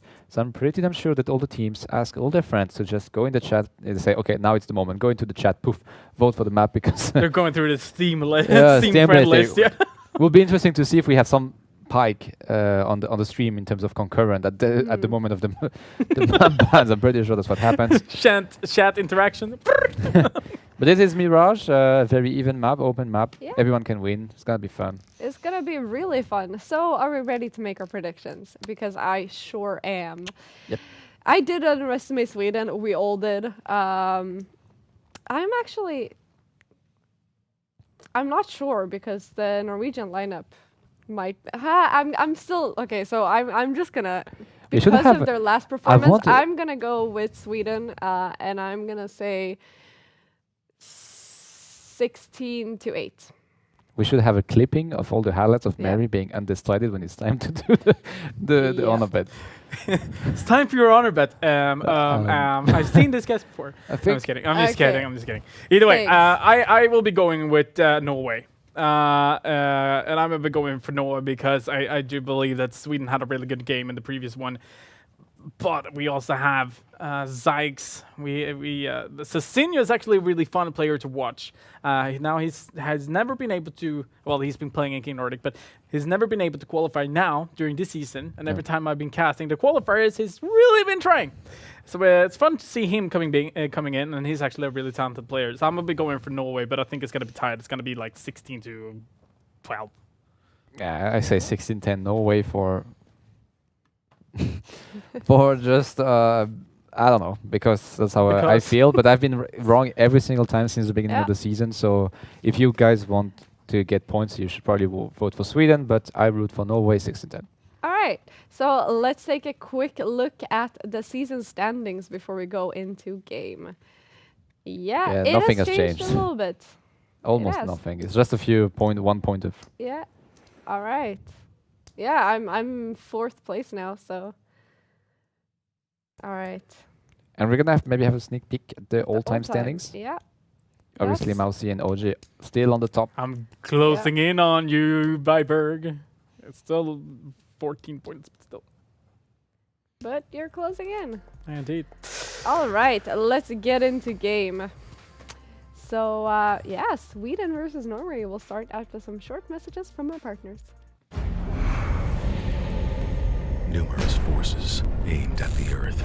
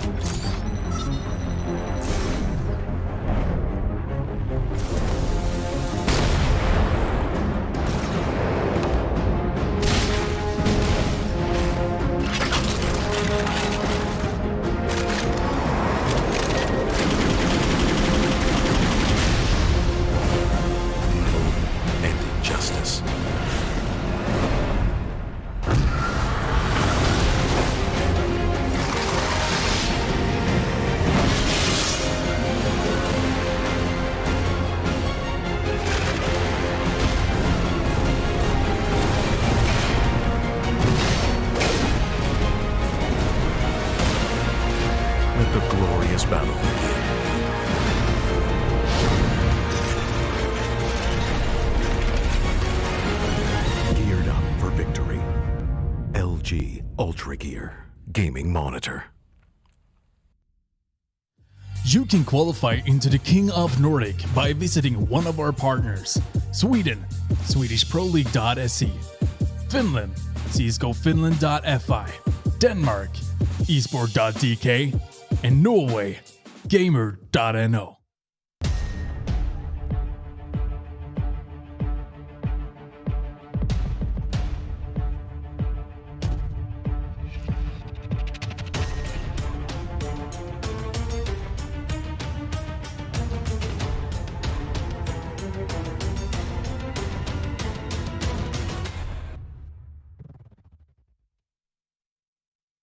This game is brought to you by LG, Clean Drink, and Ninja Casino. All right, welcome back once again. We're back at the caster disc once more. We're getting ready for Mirage. It's gonna be one hell of a game, guys. Oh, this was an audition? It was the Oh, welcome guys. Welcome back once again. We're doing the caster. We're back here again with the cast at the caster desk. I don't know how to save that dress, but you know that. Like, I really don't know how to, because I wanted to enter the game and like the first take one, a deep voice as well, but the first one was not a mistake. The second one was. Either way, welcome back once again. We're at the caster desk getting ready for the semi-final. We do have Norway versus Sweden. Now, whoever wins here is going to be taking the spot in the final, facing off against Denmark as well. And as you can see, the chat agrees with Mary at this point and choosing Sweden as their team of choice here on Mirage. I think there is literally no bad choice. I mean, in this matchup, it's so even in...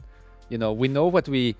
Sweden is the unexpected kind of like element in this matchup, but we've seen them outperforming Finland like it was nothing on Train, which is supposed to be a difficult map to play on.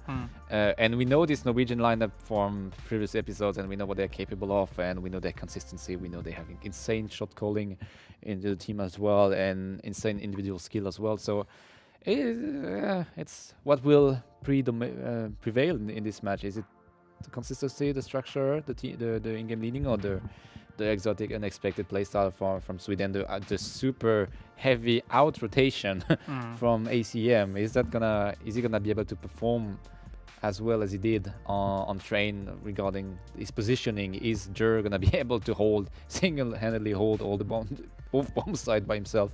But that's actually very true, because Mirage is such a map as well where rotations is not as easy as on Train, for example. There you can push up a lower, for example. Here you actually need to go all the way from B into B apps into T spawn to go to A, and really go in for that lurk roll.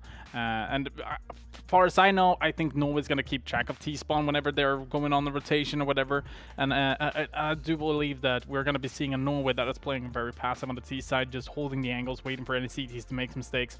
Sweden is probably not gonna make a lot of mistakes, but the reason to why I went for Norway at least is that I do believe that Sweden had a flawless game previously, and now they're going to be going in with the mindset that, you know what, if we 16-1 Finland, we should be able to 16-2 Norway. Like, you get what I mean. So I think that I think they're over their head at the moment, and that's why I do believe that Norway might be able to win this. Yeah, but it would be interesting to see if the performance they did was previous versus Finland was some kind of like overperformance, like performing over their capacity, or if that's just like their individual skill. You know, ACM, for example, we have no information about that guy because it's his first HLTV ranked game. So, for example, so it's kind of like an unknown player. He has been playing the Switch qualifier a few times, I think. I've been checking historically, but never made it to the finals. So, but the same goes for like the Norwegian player Siv that we'd had before. Siv was coming in the first game he ever played. I think it was the longest game in King of Nordic. And he had up against 40, 45 frags, I think, or something on his first game on HLTV. So I mean, stuff could happen, and it could be very, very, very interesting and very fun first game for them on HLTV. But on the other hand, we do have Norway versus Sweden here on Mirage, a very default map. A lot of players play it. Train is a little bit harder map when it comes to two teams facing off. One team might have more experience, the other one might have less. Yep. But Mirage, I think all the teams are almost equal. Yeah, it's Almost. a map where the best team wins, basically. Like you like to say, like to remember, and I completely agree with that and with you on this point. Let's just see. I think Nifron will be decisive. We know how strong like this Norwegian lineup is on the city side. Sweden definitely needs to take it away from them on their first half. They need to win the Nifron and they need to take that city side. That's what my gut feeling. They need to put some focus into that Nifron.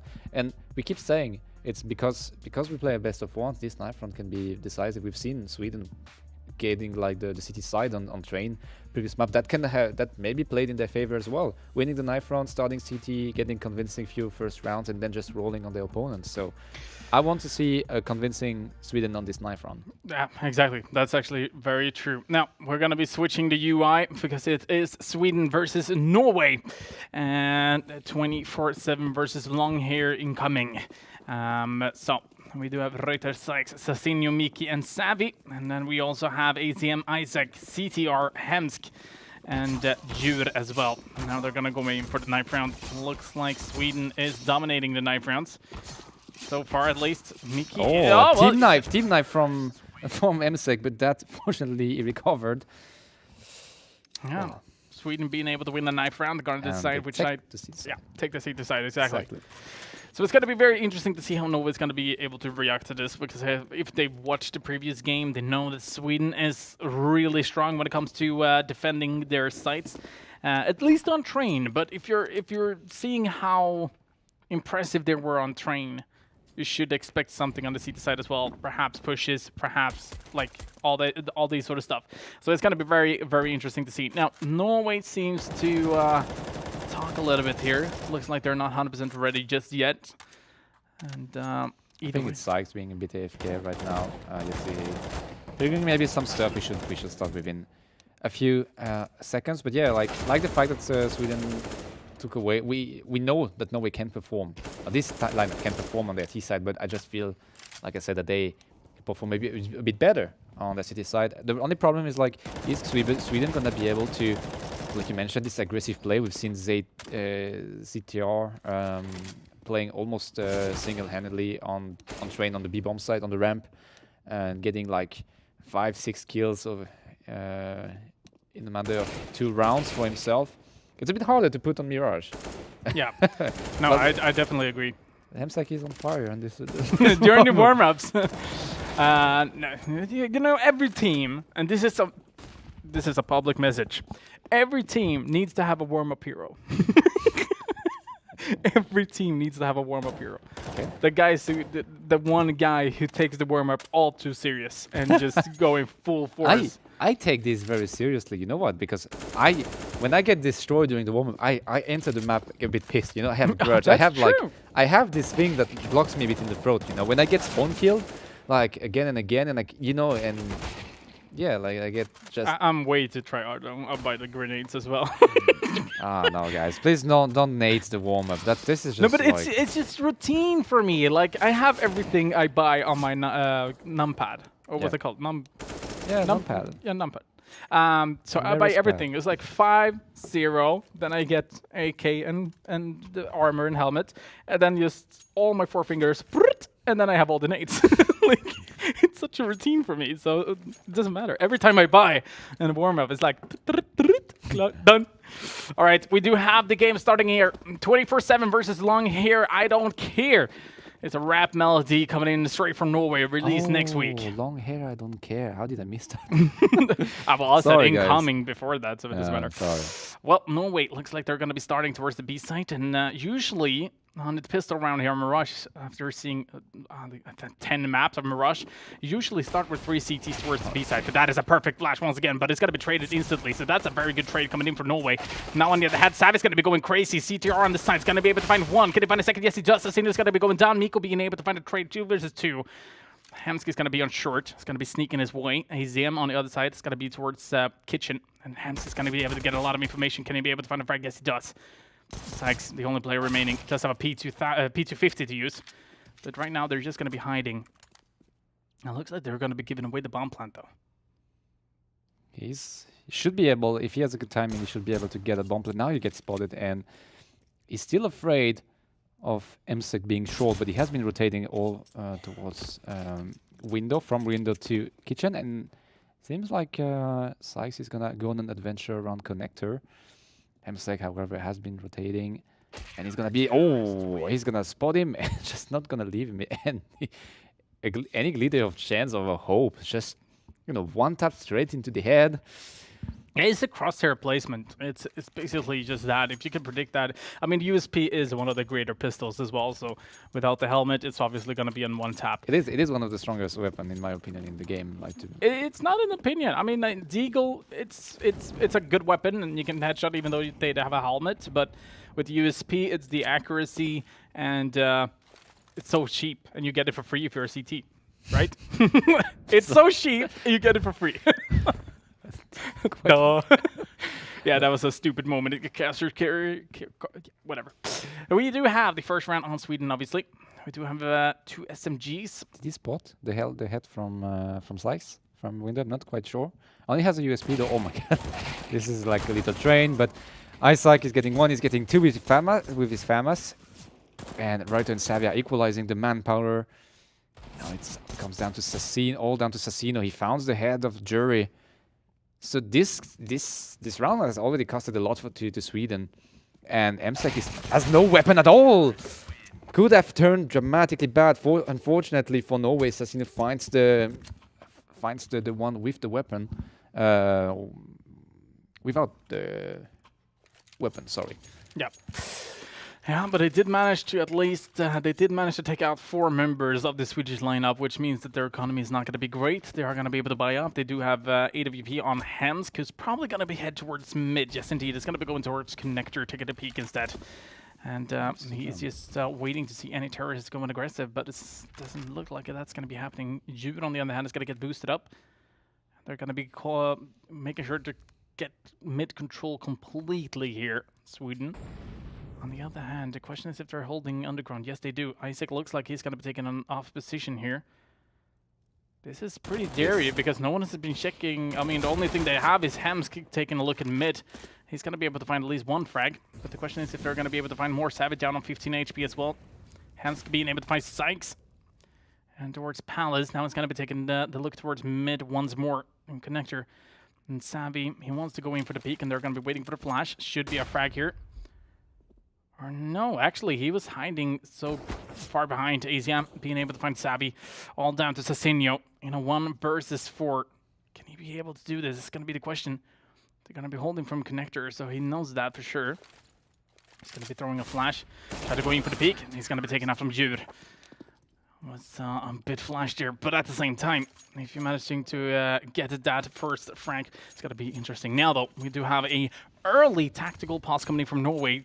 Consider what we saw from Finland 8 rounds in was when they were taking their pause. Yeah, but I like this decision making from the in-game leader from Norway, because you can already feel that Sweden has decided, is still building on the momentum that they initiated versus Finland on the first map. They are, they seem unstoppable. So just, if you can't really deal with them throughout the round, just try to slow them down by forcing them into a tactical. It doesn't look that like much, but most of the time these pauses have big impact on the following rounds. So I really like this decision from Norway to take that very early pause. They don't really have anything to do. They have no economy. It's not like they can come up with any kind of weapon with any kind of like execution plan. Now it's just about putting a stop, trying to put a stop to Sweden's momentum, and I really like it. And we are down to the freeze time once more. Norway does look like they're going to be buying up Deagles and a P250 on Savvy. They have 2 smokes, 1 flash to work with, and it looks like the smokes are going to be heading towards, at least one of them goes towards mid. Trying to take the peak, the other one is going to be standing in Palace, so there might be a huge wall of smoke that is going to be coming in, at least with 2 smokes. The flash has not been thrown. On the other hand, no, actually the 1 smoke from Miki has been thrown, I do believe. I'm not sure. They did have 2 smokes. Let's see now Mickey's going to be flashed forward. AZM is going to be completely white, but is still going to be able to fall back. I'm not sure if the terrorist has been pushing, but he's going to be able to find Mickey, taking a look towards Palace. They have Savvy has been hiding here all along, just waiting to find any CTs, or at least hear a Swede make some noise. On the other hand, Sykes coming in from mid. All of the Norwegian players are taking a look. There we go. That's going to be Sykes being able to find AZM with that one Deagle. We know that Sykes has been performing really well with the Deagle all throughout King of Nordic's history, actually. And there we go. It's Asinio being able to find another. The question is if they're going to be able to get the bomb plant down and win the round here. They are going to make sure to get at least part 1 done. Jude coming in from CT spawn with the Unk. Asinio's going to be going down 3 versus 3. It's actually a very much doable situation because Norway has a good understanding of the position of Sweden, and that duel won by Reuter might actually close up the round. Sweden has utility, they have flashes, they have smokes, they have MSEC with the AWP, but Jur is very low on HP, he's gonna get tagged through the boxes, and now it all comes down to MSEC, and with an AWP and only 15 seconds left before the explosion of the bomb, this is going to be Norway's first point and first win, 1 round on this map, and it comes straight after the early tactical pause. Yeah, not only that, but the thing is, there's oh my God, August threw it off. But we do have Reuter and Savvy being able to save 2 weapons as well. Yeah. This was a full Deagle round. Just remember. And it was 2 flashes, 1 smoke in Norway's hand, and they managed to just take Sweden's off guard. The peak with the Deagle, both from Sykes and Assassino, were on point. Very confident round, and I almost feel like Norway is more dangerous when they don't have weaponry. That's also, we've been talking about, just to inform you guys, Sweden has been taking a tactical pause. We forgot to mention that. But yes, Sweden has a tactical pause going on right now. Maybe perhaps to bring back technical pause for Sweden. So either way, yes, I agree with you, because Norway has been so on point with the Deagles, and you can see that was 3 frags with the Deagles, then eventually being able to pick up weapons and just going, man. Every single time we've seen Sykes taking the lead with this Deagle, like I think it's at least 50% of the situation he secured, or his team secured the round behind. Or it's actually very, very impressive and very interesting. I cannot relate to that because you know that like I'm absolutely garbage with weapons, but I somehow managed to find kills with my Deagle. But this time Sassino is not going for the Deagle, he's going with the AK and is gonna find an entry. ZTR is gonna find Reuter off guard with his smoke in hand, and ZT is continuing his rampage. Savvy's gonna put an end to it, but it's a 2v3. Sykes, they've lost control of the bomb as well. 2 members from Sweden are holding from CT. If Savvy has a good timing, he can spot both of them. He's gonna mollo off Isaac, but he's gonna retreat, not gonna take any damage from it. And that's a very difficult situation. The crossfire from Norway needs to be on point. But that's a good trade. Isaac being able to find the first one. Sykes 0 with an AWP, fast enough to react. Does have 1 minute to work with as well, so I think there might be a rotation going in here, to be honest with you. But Sykes is going to be able to spot Jur, and now it's all down to Hemsk. What can he do about this situation? Well, that's going to be the question. Sykes has been an outstanding player in King of Nordic for a long time. Now it's an up duel. Yeah, exactly. Who is going to be going for the no-scope first? Well, that's going to be the question. 360 extra points. If only, Jesper. Well, Hemsk looks like he might be rotating towards the B side. Nope. He's going to be going towards CT spawn instead. So he's still certain that Sykes has not been going in for the rotation, even though he did fake a rotation. So let's see now. Sykes still takes his time. 20 seconds to work with, and I think they should have given it the call now that go for the plant, bro. Yeah, probably someone's probably shouting in Sykes' TeamSpeak right now, like, dude, you have 10 seconds to plant, but that should... Hemsek should have the timing. He will hear the bomb going down, and yes, the timing is on point. The bomb is not even gonna get planted. It's a very solid, cold-blooded like play from Hemsek. Very holding around that A side for so long. Was definitely the good call, but congrats. I mean, we need to give him credit for that decision. It was the right run, paid off for his team, secured the fourth round, and pushing Norway into a very forced buy, full buy. But Mickey down to the Mach 10. Now, Norway has managed to get the entries after their tactical pause, so we should be expecting at least an entry here coming in from Norway. They're going to be heading out towards mid. They don't have any information about any CTs. Isaac is going to be hiding in shadow here towards the A side, and Savit's going to be there with no backup, with an AWP in hand, and he's going to be taken out for sure. No problem with that. Isaac is going to be taking a lot of damage on the other hand. Meanwhile, in mid, we do have 3 terrorists being very close towards window. I do believe Jur is in a really good position to be able to hold the boost that is probably going to be coming up, and he should be able to get both of them if he has the perfect timing to it. Miki's going to be rotating back now. Right there. Needs to keep track of Vent, and he is not doing that just yet. He can't see anybody, but Jude is also hiding, so he's doing a really good job here. He's not going to be going in for the peak, but the question is if Reuter is going to be doing that. This is so much mentality. Nerve-wracking Jesper. Yeah, indeed. Like, just look at each other, right? Just take the peek. So close and yet so far. Oh my god, Reuter unfortunately. Oh, he covered his step. Never mind, it was actually a good play, but Isaac is gonna expect the push from Connector. He's gonna find one. He has information about the second player, and Hemsek is gonna give him support, taking down Sykes. And now Miki is gonna be the last Norwegian terrorist alive, and he's gonna get taken down 5-1 in favor of Sweden, and no economy left for Norway. I kind of feel like Norway got stuck there. I think they could have potentially been able to win that round. But they didn't find any information. They had a great positioning, but they just didn't get any information. So what do you do from there? I mean, the only thing that I think they could have used Sykes in that position. They could definitely have used him. Maybe smoke off window, smoke off connector, and he could have gone in, get a position or whatever. So they could definitely used him more, but it's interesting to see. Sweden does not go aggro at all from what we've seen so far. ACM. He's going to be spraying through the smoke, not being able to find a bullet, but Jupiter coming up from short, being able to find one. He's going to be rotating back, taking a flash towards mid. Meanwhile, Hemsk is there with an AWP, being able to find two. He's going to be completely flashed from his teammates. Sykes, on the other hand, is up towards Palace, finding the frag on ACM, but Hemsk is going maniac at this point, being able to find 3 of its own. And not only that, but Jupiter finding the other 2. So there should be a buy coming up here from Norway, but yeah, again, it just doesn't work out here for Norway.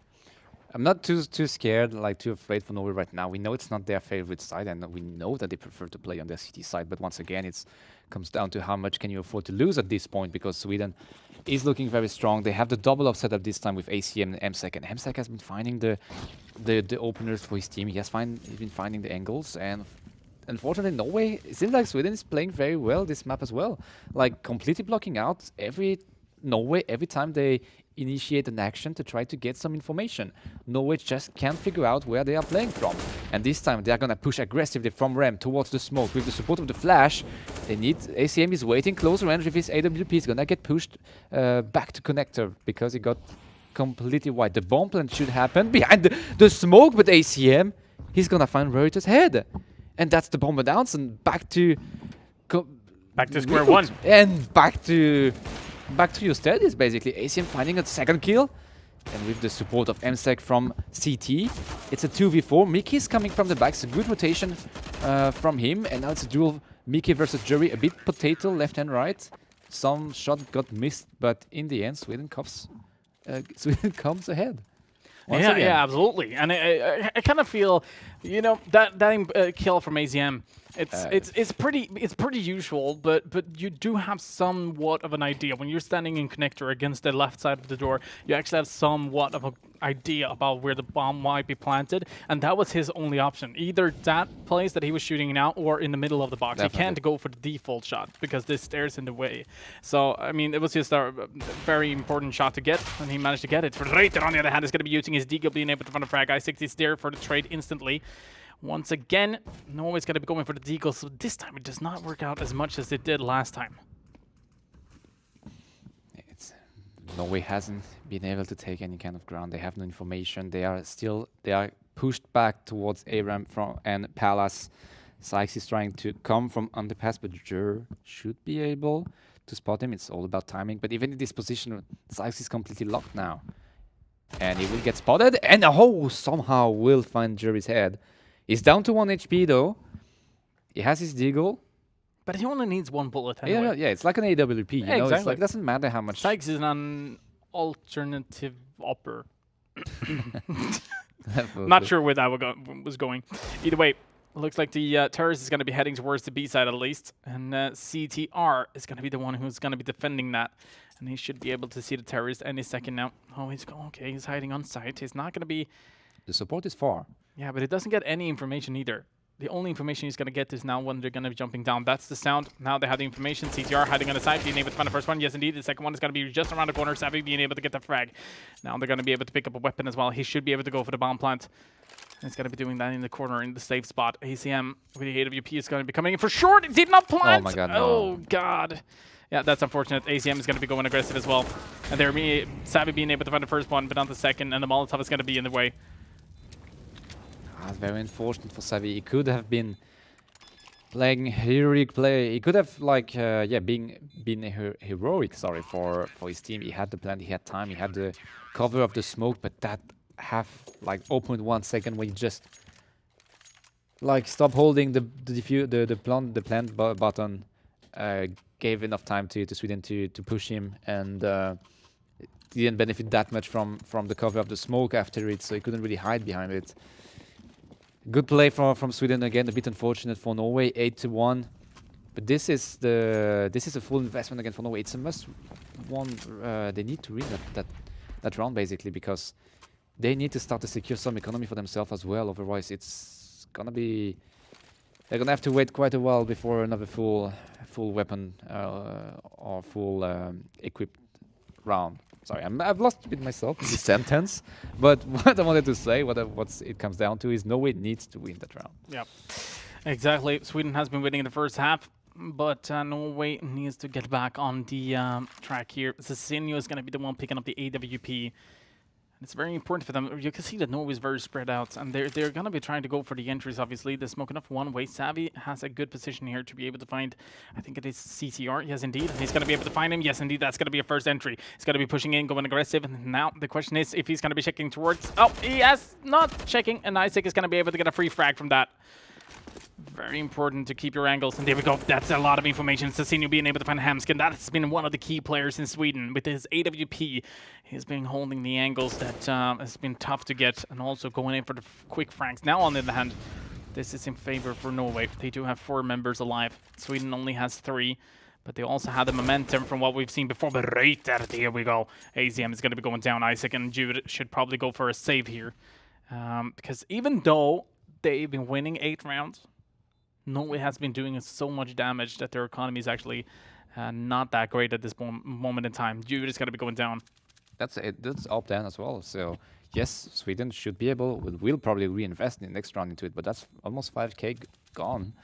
So very end. That's Isaac going down as well, because so no weapon will be saved at all, forcing Sweden to full reinvestment. This is the best case scenario for Norway, because like you said, despite losing 8 rounds. The damage to there has been some damage dealt to Sweden's economy. Now, when it comes to get the gameplay, Norway has been trying so hard to make this like boost towards snipingness to work, and it worked out finally. After 3 attempts, it worked. The problem is right now, Sweden is gonna expect it, and they're gonna play very carefully about that. So they need to find another play angle, kind of like another angle, if they want to secure another round for themselves. First duel around Palace didn't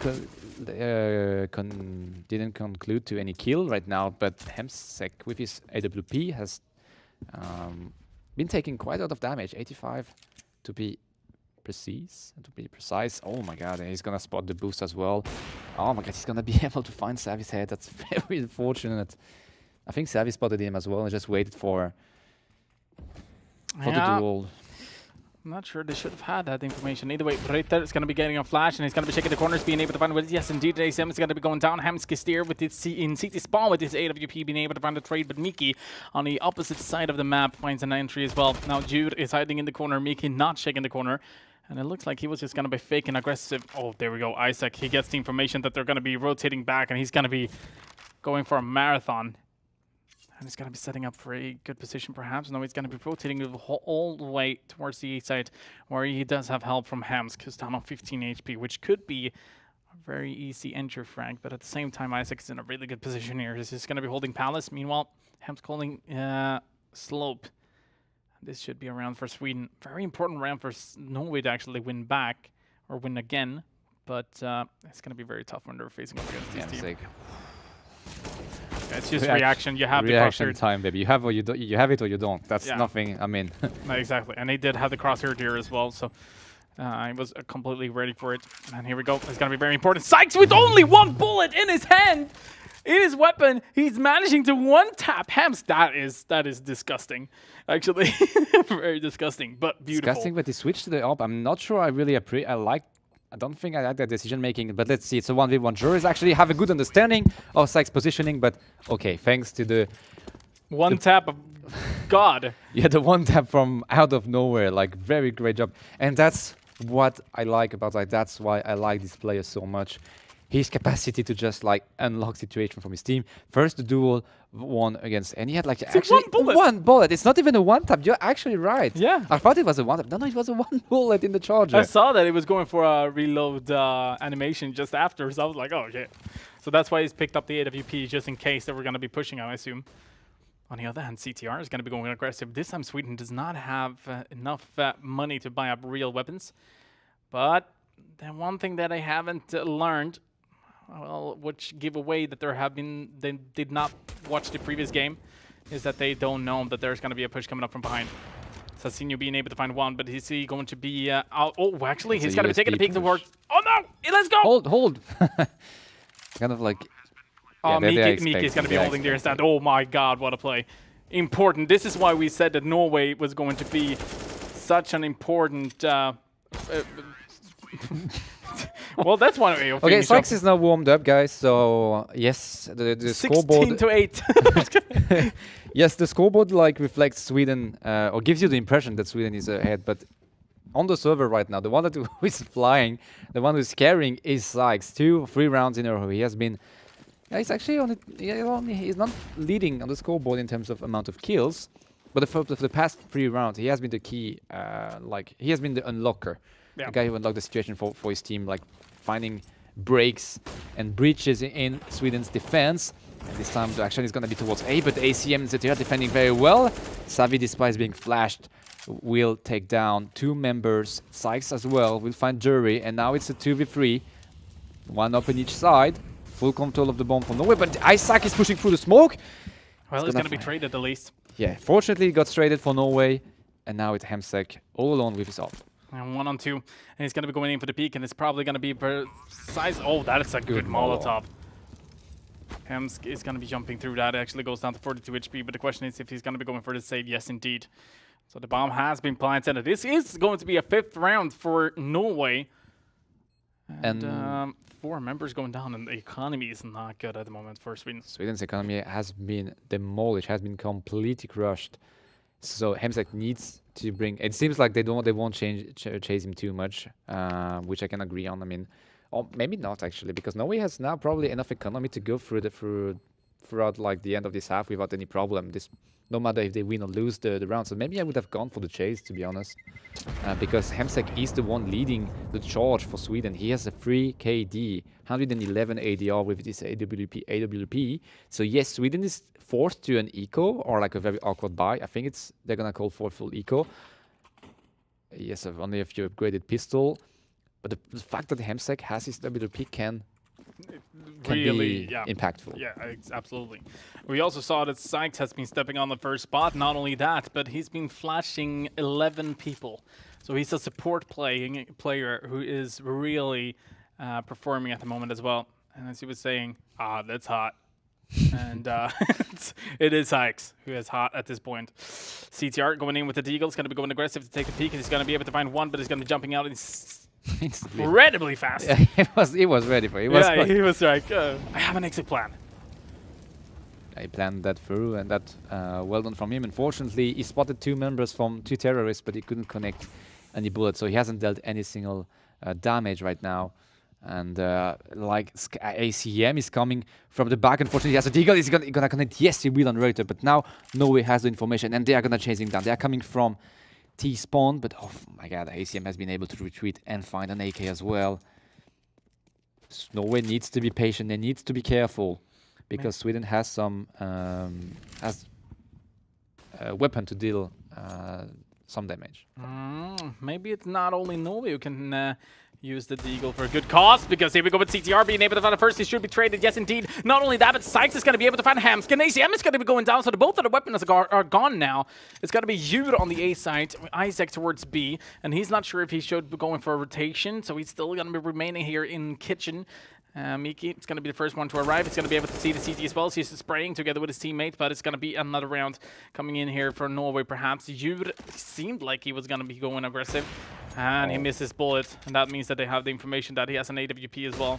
Question is if they're going to be chasing at this point. Yes, they will. They know, they have the information of where he was located, so they should go for the chase. No, Sweden's economy is not flourishing at all, and that AWP could be super decisive. We've seen how impactful Hemsek has been with it, but fortunately for Sweden, Jur has been taking a route that is completely unexpected. No one from Norway will recheck that house position, and he might even be able to find Miki. Yes, he will, and he's even gonna connect just before he escapes from Palace. You can see Norway, the two remaining Norwegian players collapsing towards him, but he's gonna cut Assassino of God. It's not. It looks impressive. It dealt us some damage, but that doesn't really matter. Norway has full economy. They can reinvest everything they have. But the fact that they save this AWP and they can go for this double up setup that has been dealing so much damage and so much troubles, that has given so much troubles to Norway earlier into this half. So crucial save, actually. But Norway has been performing really well here in the second half. Or in the second half, late part of the first half. There we go. Reite being able to find Isaac. ACM is going to be up with an AWP towards Palace. Now he's going to be holding the angles, but he should be... oh yeah, he's going to be Molotov'd out. He finds a kill before retreating, sorry. Not only that, but Hemsk is going to be able to find Sykes, and now it's all down to Reite all of a sudden. He finds an entry. Can he find a second? That's going to be the question. They're going to be smoking off Connector. They do have ACM, who's been going aggressive in Palace, and he's going to be rotating all around. And they're going to be going for the plant. This is a good one for Reiter. Now he could actually be going for like a really cheeky play here, and I think he might have. I think they're going to be shaking towards CT spawn, but Reiter needs to stay put. Not against AWPs. Bro, what are you doing? He knows that there is at least one AWP that he's sure about or sure of. Not quite sure if he knows that there are two AWPs. And very smart from Sweden to just like spray with on the... Oh my god, he's gonna connect with the last bullet of the spray. And now he's gonna secure that from Norway. Reuter, heroic play. Securing the 7th point for his team, basically. And suddenly this half looks way closer than we could have expected early on. Oh yeah, without any doubt. So we do have a second half. To 8-7. Yeah, and this is going to be very interesting. I actually don't want to take a long pause. So we're going to be going for a commercial break now. When we're back, we have the second half. Numerous forces aimed at the Earth.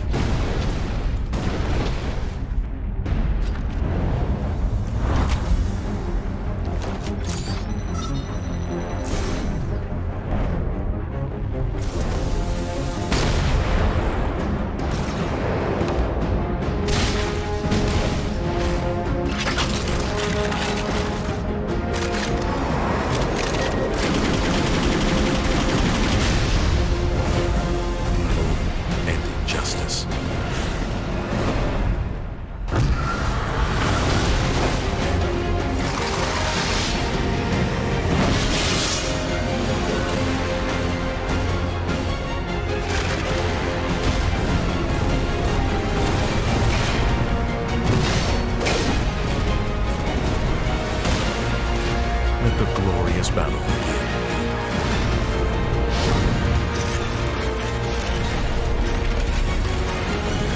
Geared up for victory. LG Ultra Gear Gaming Monitor. You can qualify into the King of Nordic by visiting one of our partners. Sweden, SwedishProLeague.se. Finland, CSGOFinland.fi. Denmark, esport.dk. And Norway, gamer.no. This game is brought to you by LG, Clean Drink, and Ninja Casino. All right, we are back once again. Sweden is going to be playing on the T side at this point. Norway on the CT side. And this is where Norway is going to be able to shine, according to Hirosawa. Yeah, I think so. But like they've already proved to us that they could perform rather badly on Mirage on that side and also outperform as well. Sykes and his team have been dealing. I've been playing an incredible Counter-Strike on the second part of the first half. They're closing the gap 8-7. They were down 8-1. They were down 6 round. Yeah, they were down 6 round, and now they are switching to what I consider being their strong side, and they are gonna open. They are gonna start with the entry kill as well, thanks to Sassino on ACM. He's gonna get refragged by MSEC with his Glock. So now Sweden has control over mid. The bomb is back to Palace, and Sykes is coming strong. Just one tapping ZTR. Very strong early pistol round. Isaac is gonna connect thanks to the extended ammo of the Glock. It's gonna switch to the USP. It's a 3v3, but Sweden is not they haven't been, they're not even close to any bomb site right now. So they need to push forward. They need to take some ground and find information of about Norway's defense. And it seems like they dragged the attention around B, which left A almost completely open for them. Yeah, Sykes is still going to be there towards short, but on the other hand, he's got to be able to do damage through. I mean, he might even be able to pick up a frag, and he surely does. Got the information there from the rest of his teammates. Now the question is where they're going to be. Isaac is going to be made himself heard, and Hems is on the opposite side, so he could definitely be able to find a frag. Yes, indeed. And there's not going to be a defuse going on, but he's going to be able to find one. Savvy is going to be going for the fake defuse once more. Only has 6 bullets to work with, but he's also going to be able to get it for the last bullet. And now it's 8-8. So it's a matter of 1 bullet for Norway. We've seen the second time that Norway is able to secure a point or a round thanks to that last cheeky bullet. Savvy has been playing this to perfection. He had the kit as well, and I'm not sure if Sweden, obviously Sweden didn't have that information, but he could have gone probably for a ninja or very fast defuse as well. So it was a good play from the remaining Swedish member to go for the duel. And it's a full investment from both sides thanks to the plan. Sweden will be investing to some Galil and some Mac. Savi's finding 2 kills for himself with that AUG. And Reuter is gonna do the same with the FAMAS. Unfortunately, the firepower from these weapons, from the Galil versus AUG, Mac 10 versus FAMAS is not quite equal. Turned into Norway's favor. And for the first time, I think, of the map, Norway is taking the lead. For the first time of this episode, Sweden is gonna be under. Yeah, well, for the first time of this episode, either way, I think it was an unnecessary buy coming in for Sweden. I definitely see what they were coming from and what they wanted to do, but at the same time, I don't think that's the right call to do. We've seen some teams being successful with this strategy. Yeah, absolutely, but I don't see why that would have been necessary at this point. It's not necessary, but thanks to the new loss round, like bonus system, you can, after you get the plant after the first round, you can actually go for a cheeky buy or almost like a forced buy. Then you're forced into an eco, and they will be able to reinvest next round if they lose this one, you know. So it's not too damaging, I think. But they need to find some damage at least onto Norway's economy. They need to drop some weapon, and it doesn't start very well for them. Mickey is finding one Reuter, is finding one Sastino as well. And now Savage should be able to close that round for his team. Yes, he will, thanks to the close range USP. That, however, is dramatic for Sweden, not being able to drop any single weapon. No, that's actually very true. Not being able to find a frag to really use in that situation. Now, once again, we're going to be seeing Hems picking up the AWP. He's skipping the helmet for that. So, could definitely be damageable, but at the same time, he's been performing with this AWP, so he could definitely be able to change the game here. They're going to be going out aggressive towards mid. Isaac being able to find one. Can he find a second? Yes, he can. Savvy's got to be going down. I'm not sure. Norway decided to go aggressive. Sassino finds a trade, but that's only one. Isaac down on low HP, and you can see that Norway's actually going to be going quite aggressive towards the B side. Meanwhile, we're all going to have Mickey all by himself towards A, and it looks like he's going to be hiding in Palace. Yeah, he's going to have to... He only has a UMP, and in this position, he's probably not going to be able to find more than 1 kill if he does, but he has the help from Sassino coming from Connector, and he has his hand on an AK. Let's see if... But it's all about timing in, and he's going to find Savvy. I thought they were lining up, but thanks to ZTR is gonna get retaken. Oh, that's the op down. Mickey's gonna find the op, and he has information as well of the bomb going down. Sykes is playing, is very close range. He's hiding, he's using the smoke to perfection, gonna find one. And now Mickey should have the information. Yes, he does, and he's gonna connect on Jury. No way. Securing an 11th round, saving the op. Everything is going well for Norway. I think Sweden is playing well on the other hand. I mean, going towards the B site, trying to get some information there, and then all of a sudden just going in for the full-on rotation towards 8, trying to get in. I mean, they did have 4 members alive as well. So yeah. Very well played, and the fact that we didn't mention that, but Norway didn't upgraded their weapon. They played with the FAMAS and the PMs last round. So the fact that they can save an op without having to invest in it, and that now is actually the first time this half that they have to invest really, makes them like lead to that situation where they have like some good economy despite being on their city side. So they look very strong second half, beginning of second half. Norway now. Once again, it's going to be playing this very passive. They're not going to be going aggressive at this point. ACM is going to be shaking the corners and windows where it might be a one-way smoke. Seen that quite sometimes. That one-way smoke could be devastating, but I think most of the people now knows about those smokes as well. I think that actually was a one-way smoke for Sasinho, but it didn't go in for the peak. I think that was good because CTR would have hold that angle and made sure that it's not going to be just to take the peek and mid. On the other hand, Miki is going to be holding mid here. He's actually boosted up at this point, and he's boosted up by Sykes. Again, what a team player. Carrying his buddies on the back. Would you do that for me, Jonathan? I don't think so. Miki gets Hemsk down, so that's a first frag. He also saw a second, but he's going to be waiting for the smoke to explode first. CTR being able to find an entry. Can he find a second? Yes, he can. He can at least see him, but the question is if he's going to be able to secure the frag. It surely doesn't look like that. Either way, Sasinho finding a trade once more. It's going to be 3 versus 3, and Miki is going to be a little bit cheeky here, going for a big rotation towards Connector. Not going to be going aggressive towards window, but I do have the information about one member being in there at least. And now Sasinho, who has the AWP, is going to be towards CT spawn. CTR is going to be getting the information about one in connector as well. Might be pushed from behind, but they're surely going to be able to get at least the plants here. Take a look at that. ACM should be taken out. Yes, indeed. A double peek. And now it's down to 2 versus 3. Sasinho with the op from CT. He needs to connect very fast if Norway wants to have a chance to go for any kind of defuse. He has the support from Sykes. Coming with is SG. They have the information about one member. Sykes is going to take down ACM. But ZTR and Jury are going to secure the first round for Sweden on their T side. They're going to save that op. They're going to save an AK as well. Close round.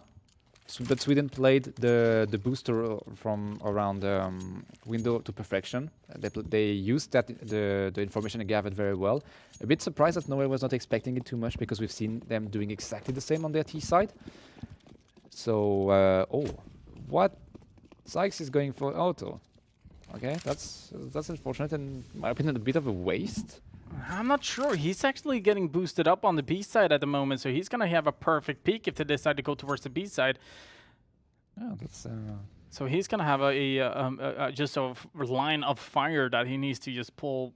But he press mouse 1. Yeah, he needs to find at least 2. Remember, two terrorists to make this like worth it in my perspective. But let's see if Sweden is gonna expect that. We've seen that play from Norway last week as well. They played that very well. LCM is gonna spot Sasinho's shot. He's not gonna die. He's gonna survive the op shot down to 22 HP.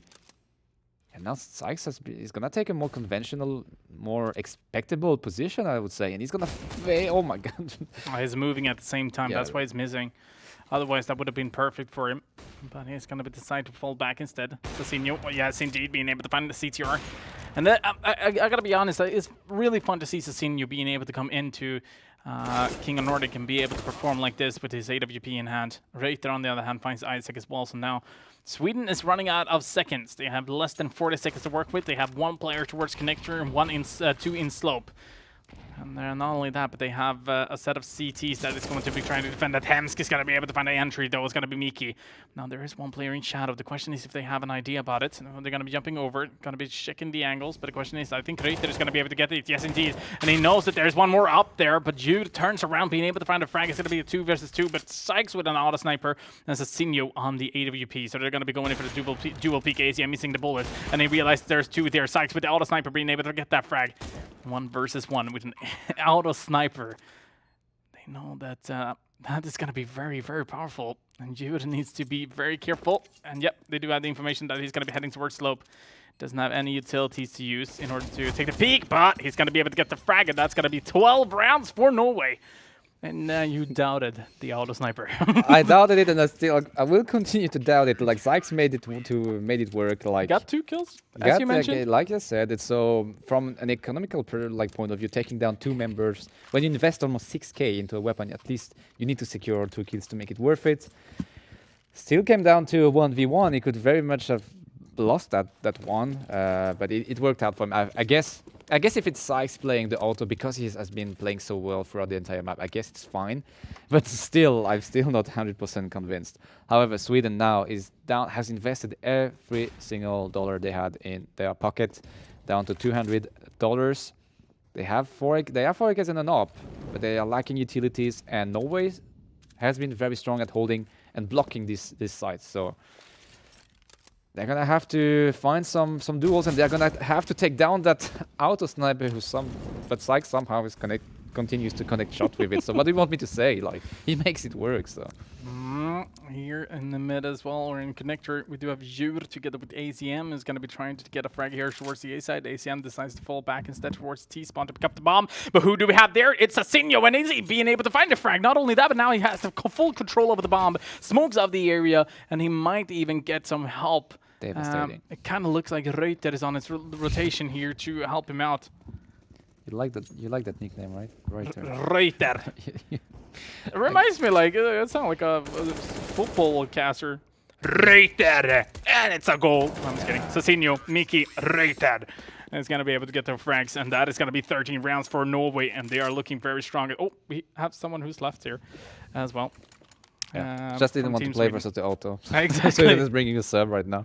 No, but like, okay, mea culpa. Sorry, that auto was actually a good option, a good choice for Norway. They make it work.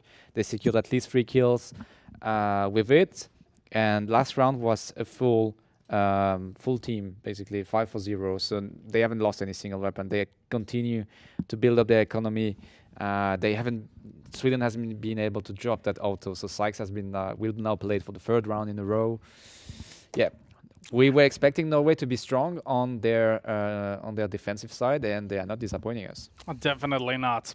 It is going to be 13 rounds for Norway and 9 rounds for Sweden. So now the question is, obviously we're missing a player from Sweden, but they do have money to buy out SMGs. Do you think that that's what they're going to be able to do, or are they going to be trying to go for a save here to be able to reinforce? But once more, it's going to be 14 rounds if they lose this one. Okay, if you invest SMG, you know you have to face an auto. How do you go around the auto? You smoke and you need to be lucky. You use the Molotov. Yeah, but like they can't afford SMG Kevlar and utilities at this point with only 3.4k. So very difficult situation. They need to gamble. They need to be in the spot where Sykes is not. And even if he's not, they're still gonna have, like, Savi has an AK, Assassin has an AK. Miki is. They need to find Miki. That's the only. I think that's the only chance. They need to find the angle that Miki is holding and just try to abuse the fact that he's the only one in Norway's side who doesn't have like a fully upgraded weapon. But he's also probably gonna be playing pretty close, I think. Yeah. To make they need to play explosive. That's the only way. They need to be able to play unexpected, an unexpected execution. I think because Norway has shown too much strength on their weight on how they lock the side and how they hold the angles, all the angles possible, and they have the utility to do so as well this round. So it sounds difficult. So if I would be Sweden, I'm not quite sure if I would invest this round. That's actually very true, because buying next round, they could prevent Norway from getting 15 rounds. If they're buying now, they could definitely prevent them from getting 14 rounds, but they could also give away the 14th round, maybe even the 15th round, depending on how much they actually invested. But I would definitely at least expect upgraded pistols coming in from Sweden at this point, maybe some utilities, but I'm not really sure. Norway is very strong at what they're doing, but what do you think would work for Sweden to actually get in towards the site? Well, they need. There are two options in my opinion. Either you play extremely fast, and you need to time your flashes. You don't really have to invest too much into smokes on Molotov. I mean, Sweden doesn't have the economy for it. So I think you need to invest like, what is common on Mirage is to triples flash a site, you know, either A or B. You usually have like one support flash, one coming from either ramp or like that drops down out of the window from B apartment, for example. And then you have a third one to eventually try to take out a member that will play very close range. But that is the default setup on Mirage, like the triple flash plus the support of 2 or 3 smokes. I think Sweden just need to go for a raw 5 flash or maybe even 6 or 7 and just abuse the flash and just try to enter the site, brute force the site like this. That's if they want to invest that round, I mean, obviously, which is something, like again, I will mention it again, I'm not sure. I think I would let Norway go to 14 and then play a fully equipped and fully weaponed round next round with eventually maybe play an auto as well. We've seen teams making it successful. I mean, finding their ways to make it successful. So that would be my call. Just go for a raw eco. Let Norway go to 14. It's a bit dangerous. It's a bit scary, but accept that. Accept that pressure. Accept that risk. Next round, go for full buy and try to play your execution. Try to be a bit more creative that way, or you invest everything you have right now into upgraded pistol, CZs, and flashes, and you just try to brute force the site. It surely looks like they're going to be choosing at least one of the alternatives. We do have 3 CZs. But it lacks flashes. That's my problem here. They bought up at least. Now they have 5 flashes to work with, so a lot of nades that they're going to be able to use here, Team Sweden, but looks like they're going to be heading towards the B side. It's going to look like it's fast one as well. Miki's going to be there together with Reiter, and it looks like they're going to be getting a lot of information, but they should be able to stop this push with a Molotov that is going to be coming out right there. And that is a very good placed Molotov in the smoke. Miki's going to be jumping up with the UMP that you were talking about earlier, who has the less powered weapon. But Sykes comes in with the AUG, and he's going to be taken out from Hemsk. But there's still 2 members alive. Here we go with Hemsk being able to go down. The CTR does have a Mac 10 to work with. The question is if he's going to be able to get at least one more frag. He can really damage the economy for them. Cecinio barely survives, but it is going to be 14 rounds. Sweden is going to be able to go for full buy rounds here, but it could very well be a match point here coming in from Norway. The first flash was on point. Miki got flashed after the first one, but that's what I mean. I think one extra flash would have wiped him completely, and I just get the feeling that yes, he had the utilities. Obviously, you cannot do anything about Norway having the economy to buy utilities, but you could see that he smoked himself off because he got flashed. So he used that smoke to cover his position, and if Sweden would have had like an extra flash, they could have spotted that angle, pushed towards the smoke, and catch him off guard. It didn't quite happen, unfortunately. Sweden lost the round, and now they have actually the possibility to force buy again. ACM finds an AWP, so this is like the crucial run, the most important run for Sweden. Yeah, it's a very dangerous investment, but Isaac is going to be taking a lot of damage here, going down to 2 HP. Miki with that AUG, and yes, indeed, the AUG is very, very powerful. Now, on the other hand, we do have Sykes, who's going to be standing holding the B site, Miki as well. But I think there's going to be more focus now on Cecinio and on Savi, who's going to be trying to defend the A site. ACM is there with the AWP, ready for the peak. Probably going to be expecting someone coming in from Palace. And there we go. That's some smokes. That's a Molotov counter. Savi going in for the peak, being able to find one, but he's scoped in as well. But there we go with Cecinio being able to fight ACM. Now the question is if Sweden is going to be falling whole way, and it surely looks like it's going to be all down to Hemsk, and he's going to be going down 15 rounds, ladies and gentlemen. Match point for Norway, and Sweden is in a very tough spot here. They don't have enough money to really go in for a proper buy. So there is either AKs and one utility perhaps, or go for the SMGs with full utilities. But it looks like they're going to be going for the full duels. No, CTR is actually going to be buying an UMP and one Molotov on smoke as well. One flash on Isaac. Bought up 2 flashes now as well, so they could definitely go for a better peek here. Rated is going to be going aggressive. Isaac being able to find Sassinio. Now they're going to be pushing aggressively towards Palace, but it's going to be Rated being able to find 2. Not only that, but Sykes is there with the all of the sniper being able to find that. And this is going to be GG, ladies and gentlemen. We do have a winner. Norway is going to be playing once more against Denmark in the final. Just keeps getting back and forth between those nations. I think it's the story for like this season's story. Basically, it's Norway versus Denmark almost every single time. Yeah. Except But for like- when Monarchs won on top. Yeah, but what to say about this match? I mean, Sweden was leading at round 9. Sweden was in the lead 8-1. They finished the map on 16-9. That just shows how like something has changed. I think it all comes down to Sykes. Big credit for him to just he like rised up, or he took the lead for his team when he's needed him the most, and showed his partner the way. I questioned his auto like setup and his buy, but I need to give him credit for it. Like he survived with it. Apologize.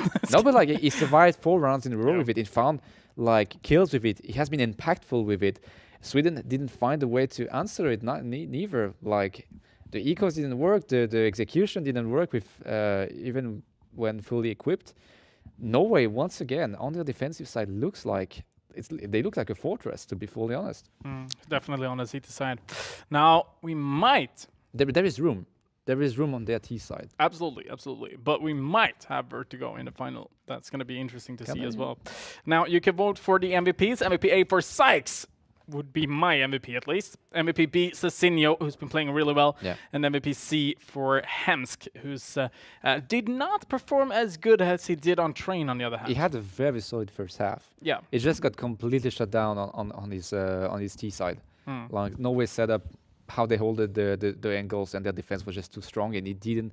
Yeah, he started very well. I think like he was leading on the scoreboard after the first half, like by far, and then Sykes, like I don't know, said like gathered himself, started to feel confident, and just Maybe he rolled. drank a clean drink. Yeah, probably. And then he went like, Yeah, like like it's like in Asterix and Obelix, like this, the potion, exactly. No, but yeah, either way, so make sure to vote for the MVP. We are going to be taking a look here at the honor bet as well got some for points, the honor bet of this episode. So let's take a look at that now. Yes. Silly. 3-pointer. Yes, he did get a 3-pointer. And I am up at 20. Yeah, but Silly got 5. But I Silly got got 5, but Jonathan got 3 points. So Silly, once again, is taking the lead. Creative, on the other hand, is on the second spot there, once again, together with Yorani. Mouse is still on 17 points, I do believe. I'm not 100% sure. But Hirosava is closing up on Britgnu, which is going to be interesting, that fight. And B. Barry is really far down.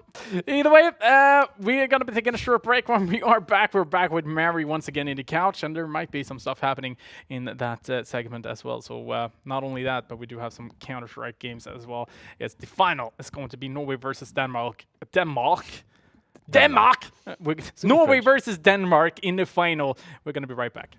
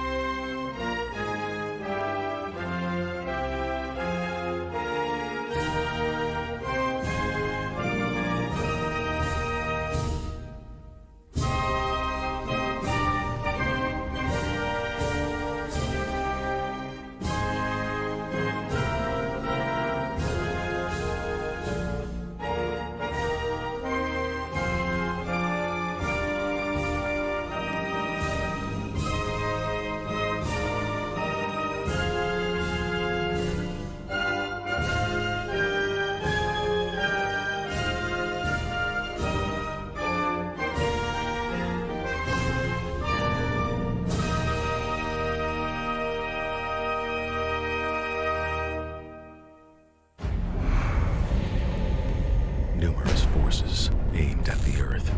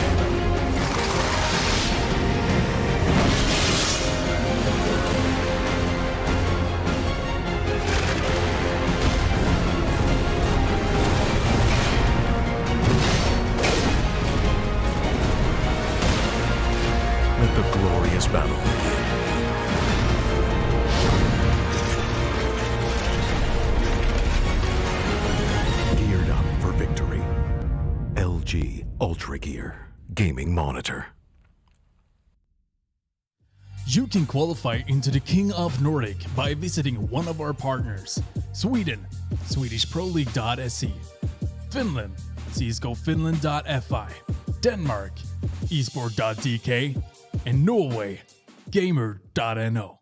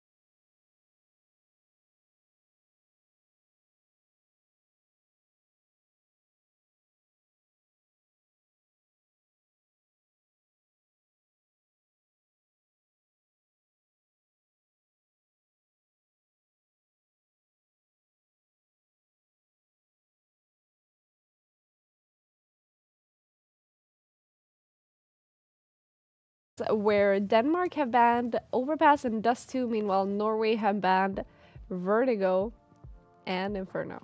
So what you can choose from is a Mirage Train and Nuke. So that's like, it's interesting how Nuke spikes up now, because we usually have the same but with Mirage when it's open. It's yeah, but like it is when you have Overpass, Train, Mirage. Yeah. I can understand why Mirage is spiking out, because usually Yeah. it's a map that like viewers overall like to see, apparently. Yeah. But the problem, the thing is, when you have Nuke in the equation of Vertigo, then suddenly the equation or the trend changes completely, and we can see it right now. Nuke Yeah. is taking a very solid Dominant lead, yeah. lead. But I like the fact that this time Norway respected Denmark's Vertigo, just banned it Yeah. away from it from them. And yeah, I really hope that this tendency, this trend will remain like that, because I really would like to see how Norway performs on Nuke. I think it could be in favor for Nuke, in favor for Norway on Nuke. But I also believe that Denmark.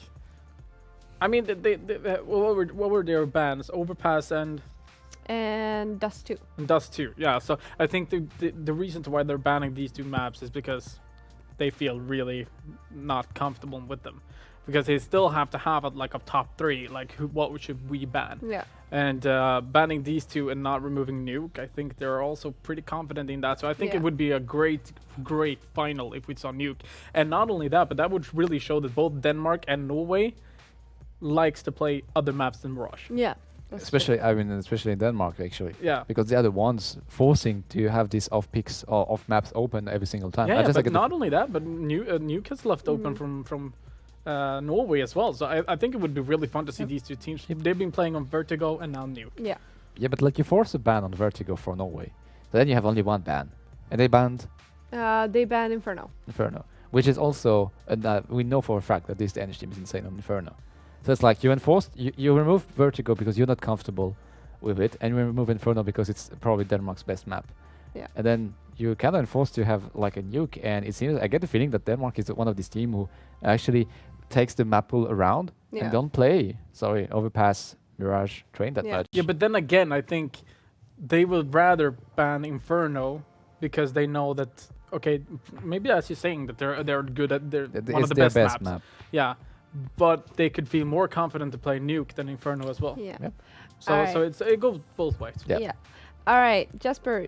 Or actually, before, like, also honor bets are also open. So if you feel confident, you can make your prediction. But Jesper, do you want to talk about our little hashtag? Yes, indeed. Hashtag King of Nordic. Hashtag King of Nordic. What are you trying to? There we go. Ah. Hashtag King of Nordic is where you can send in your tweets and get featured on the stream. So if you do have any tweets, just use hashtag King of Nordic and send them in. We will get them up on the stream for you guys. Not only that, but on Instagram, if you want to, you could tag King of Nordic, hashtag King of Nordic on Instagram as well. And we can bring your picture up when you're watching King of Nordic. Maybe a picture of your dog. Because maybe that's your King of Nordic. I don't know. But either way, hashtag King of Nordic is the place to be. Yeah. Exactly. And we also had a very great MVP poll from our last game. So let's take a look at who was our overall MVP for this game. And Very it is close. Zykes, which, like, we have already talked about a little bit. Makes a lot of sense. Yeah. I don't think there's that much to add to it. Yeah, we don't try to influence your vote guys at all. Just like, we're just being honest with ourselves as well, and being overall Sykes deserve it.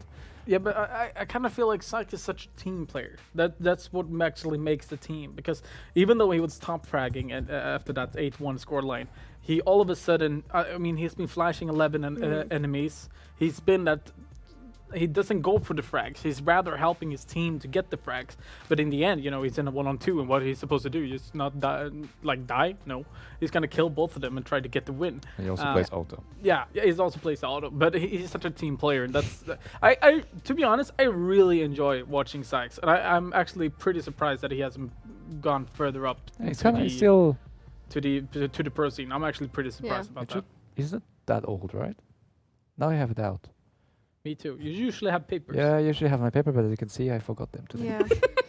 because I have this information. But anyway, I think he's a very promising player, no matter what. Yeah, but I'm and still surprised he's not reached the yeah, Sykes is actually 18. So 18, he okay, could. thanks production, I'm he's still 18. surprised he has not been like picked up from one. Like, yeah. It's something like if we just have a quick moment to talk about it. We had this kind of situation. I don't know if you remember with Brolan. Yeah. When he was playing in King of Nordic. He was 14 or 15 at the time. And the problem, not really the problem, but we had actually some organization contacting us. So like, okay, or at least contacting me saying, okay, we really would like to get into a hold of Brolan and stuff. Can you, so I gave, I kind of like been his contact for a very short while with some organization. Yeah. And the problem is, like, he came back to King of Nordic after a while, and he's like, it's so unfortunate. I'm too young to attend the professional events, or the majors or the minor qualifiers and stuff, because I'm too young. So the teams were like, yeah, we really would like to have you. You're just a bit too young. And maybe it's maybe that's what happened to Sykes. Maybe organization are waiting for him to reach out, like 18 years old. Now he is 18, so now he can attend all the major events.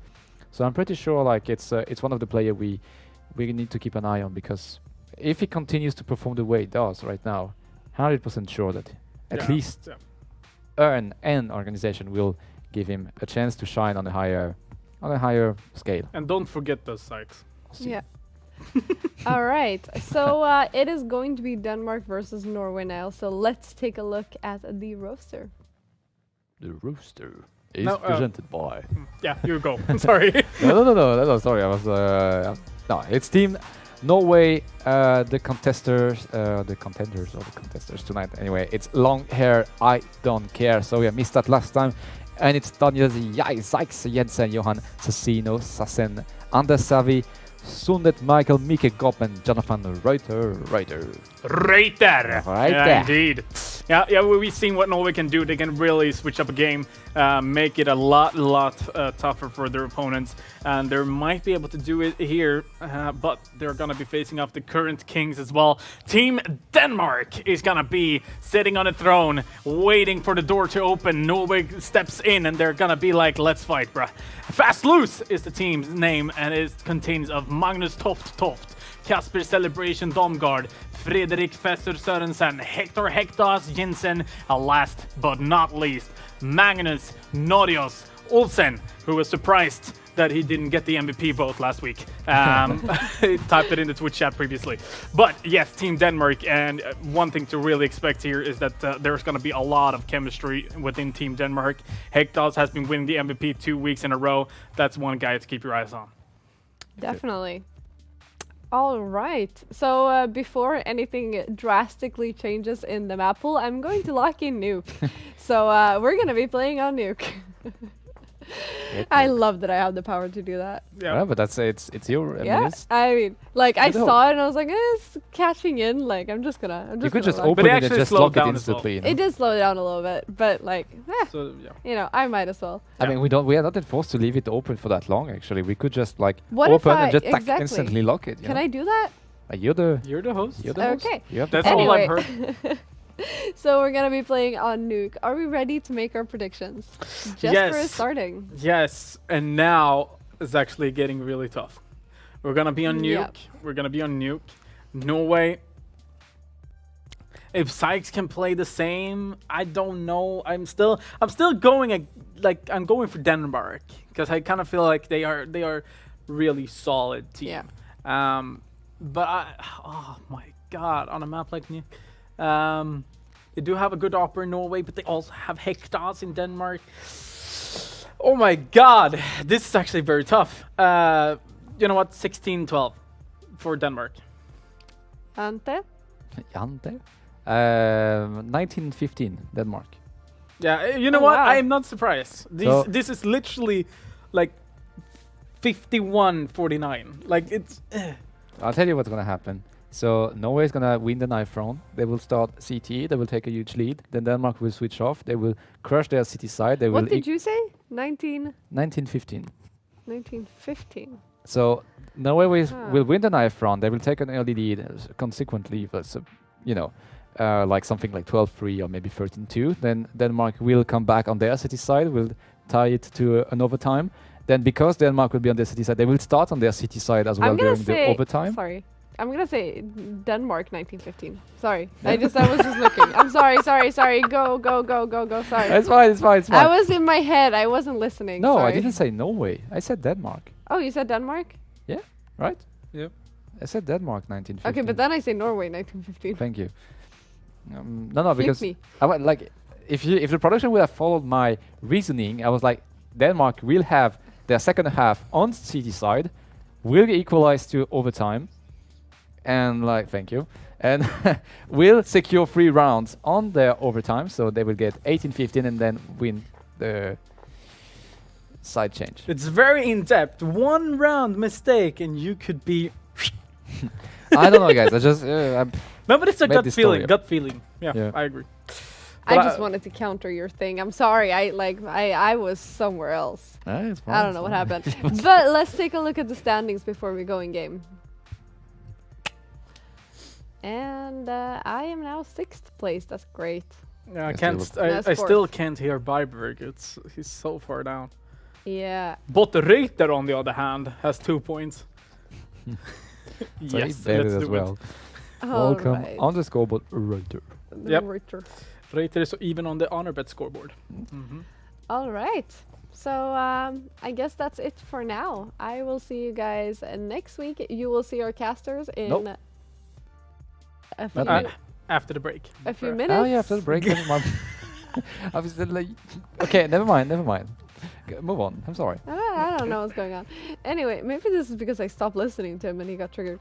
Anyway, so Denmark versus Norway, our lovely final will start after some short messages from our partners.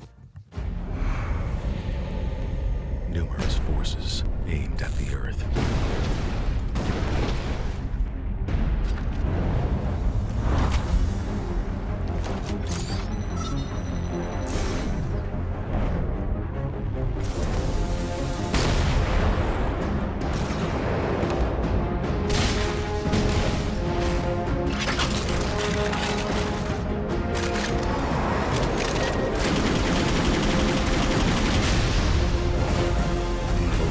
And injustice.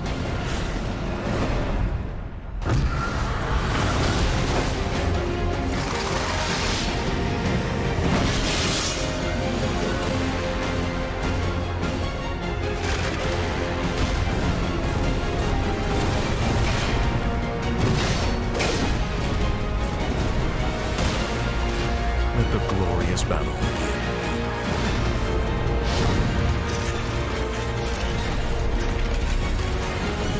Geared up for victory. LG Ultra Gear Gaming Monitor. You can qualify into the King of Nordic by visiting one of our partners: Sweden, SwedishProLeague.se; Finland, CSGOFinland.fi; Denmark, Esport.dk; and Norway, Gamer.no.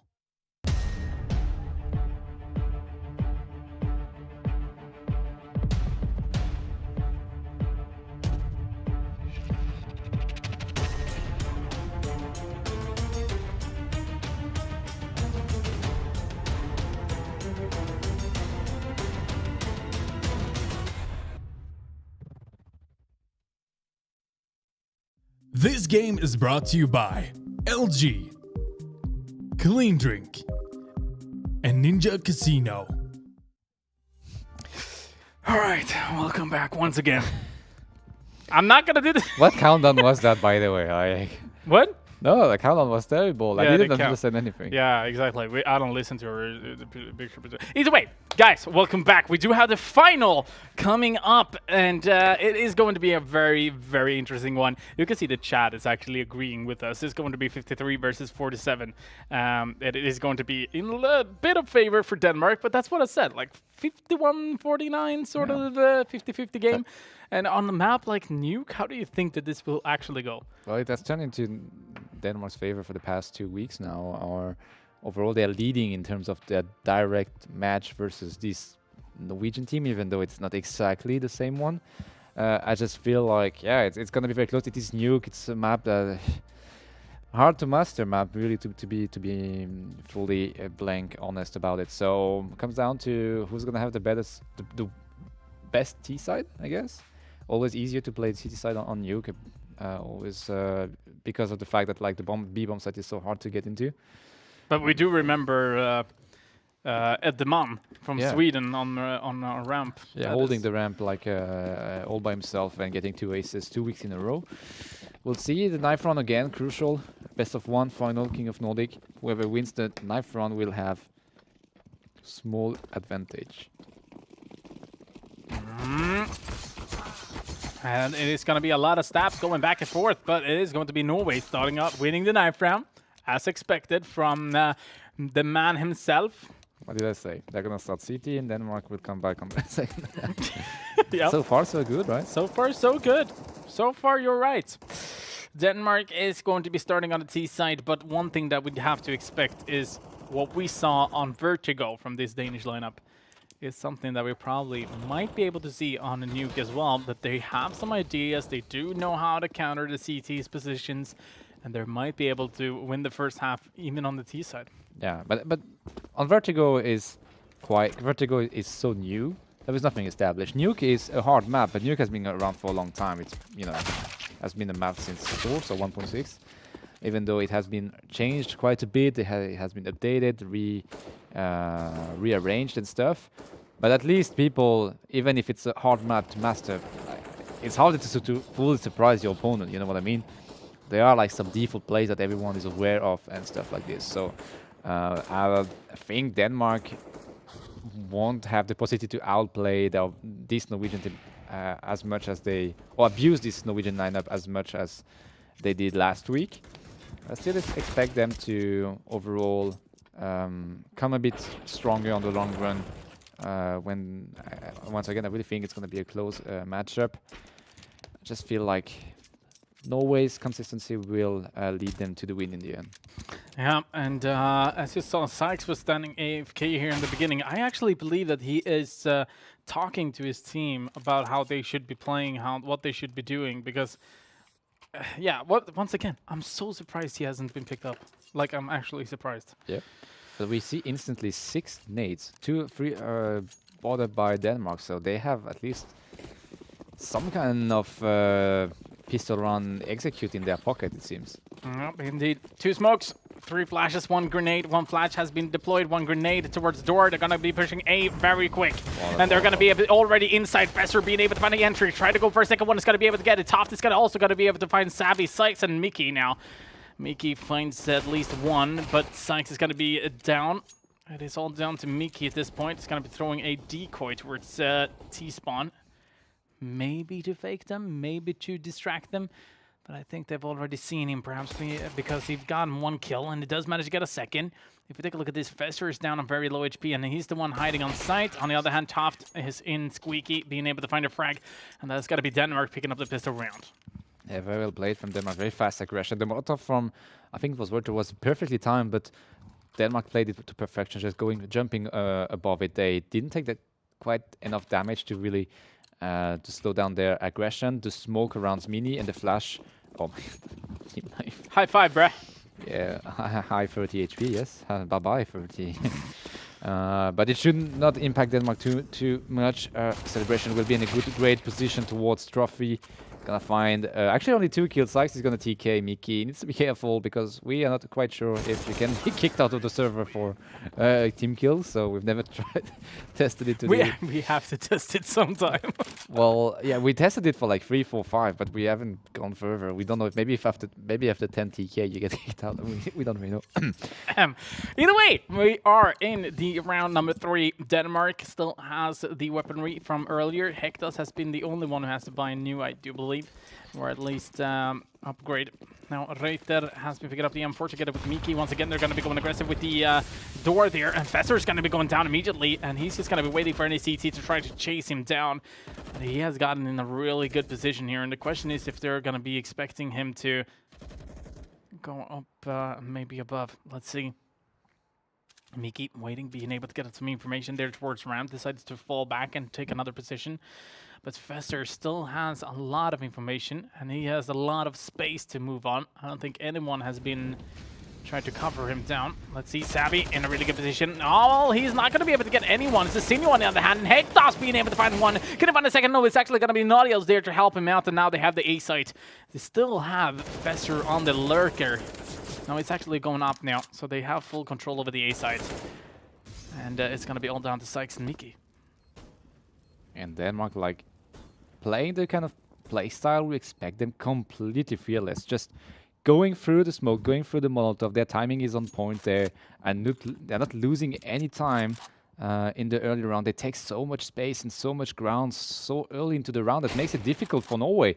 However, Sykes, he's shining with, he connected as the second no-scope as well, but didn't quite deal enough damage onto Toft, I think it was. I did not hit actually. Never mind, Nautilus had yeah, 100, you're right. But still, 3 rounds for Denmark. As you were saying, they're just going through the smokes, going through the Molotov, making sure to have their utilities ready for it. On the other hand, Norway does not have enough money to buy up. They're going to be going for 3 Deagles, 2 5.7s. I would expect Savvy and Cecilio perhaps going towards ramp. Well, it's actually going to be Mickey. The rest of them is going to be standing towards A. Mickey has the information, decides to fall back. I think that is a wise choice. He should be able to get a frag here. Yes, indeed, Celebration is going to be going down. Toft finds a trade instantly on the other hand. And that Molotov was not planned. Getting an entry towards A. Once again, A site is going to be the tough one. And Fester doesn't care if his teammates is there. He's going to be able to secure the frag. Right there, long distance with a Deagle. Can he be able to find a frag? Yes, indeed. This is something we've seen from Norway. They've been exceptional on it. But take a look at that Mickey. Indeed, making sure to get at least Hector's down, all down to Mickey now. Yeah, very unfortunate that Nodios traded his second teammate, because in this 1v2 situation, it's gonna get very hard. He's retreating towards Sneaky.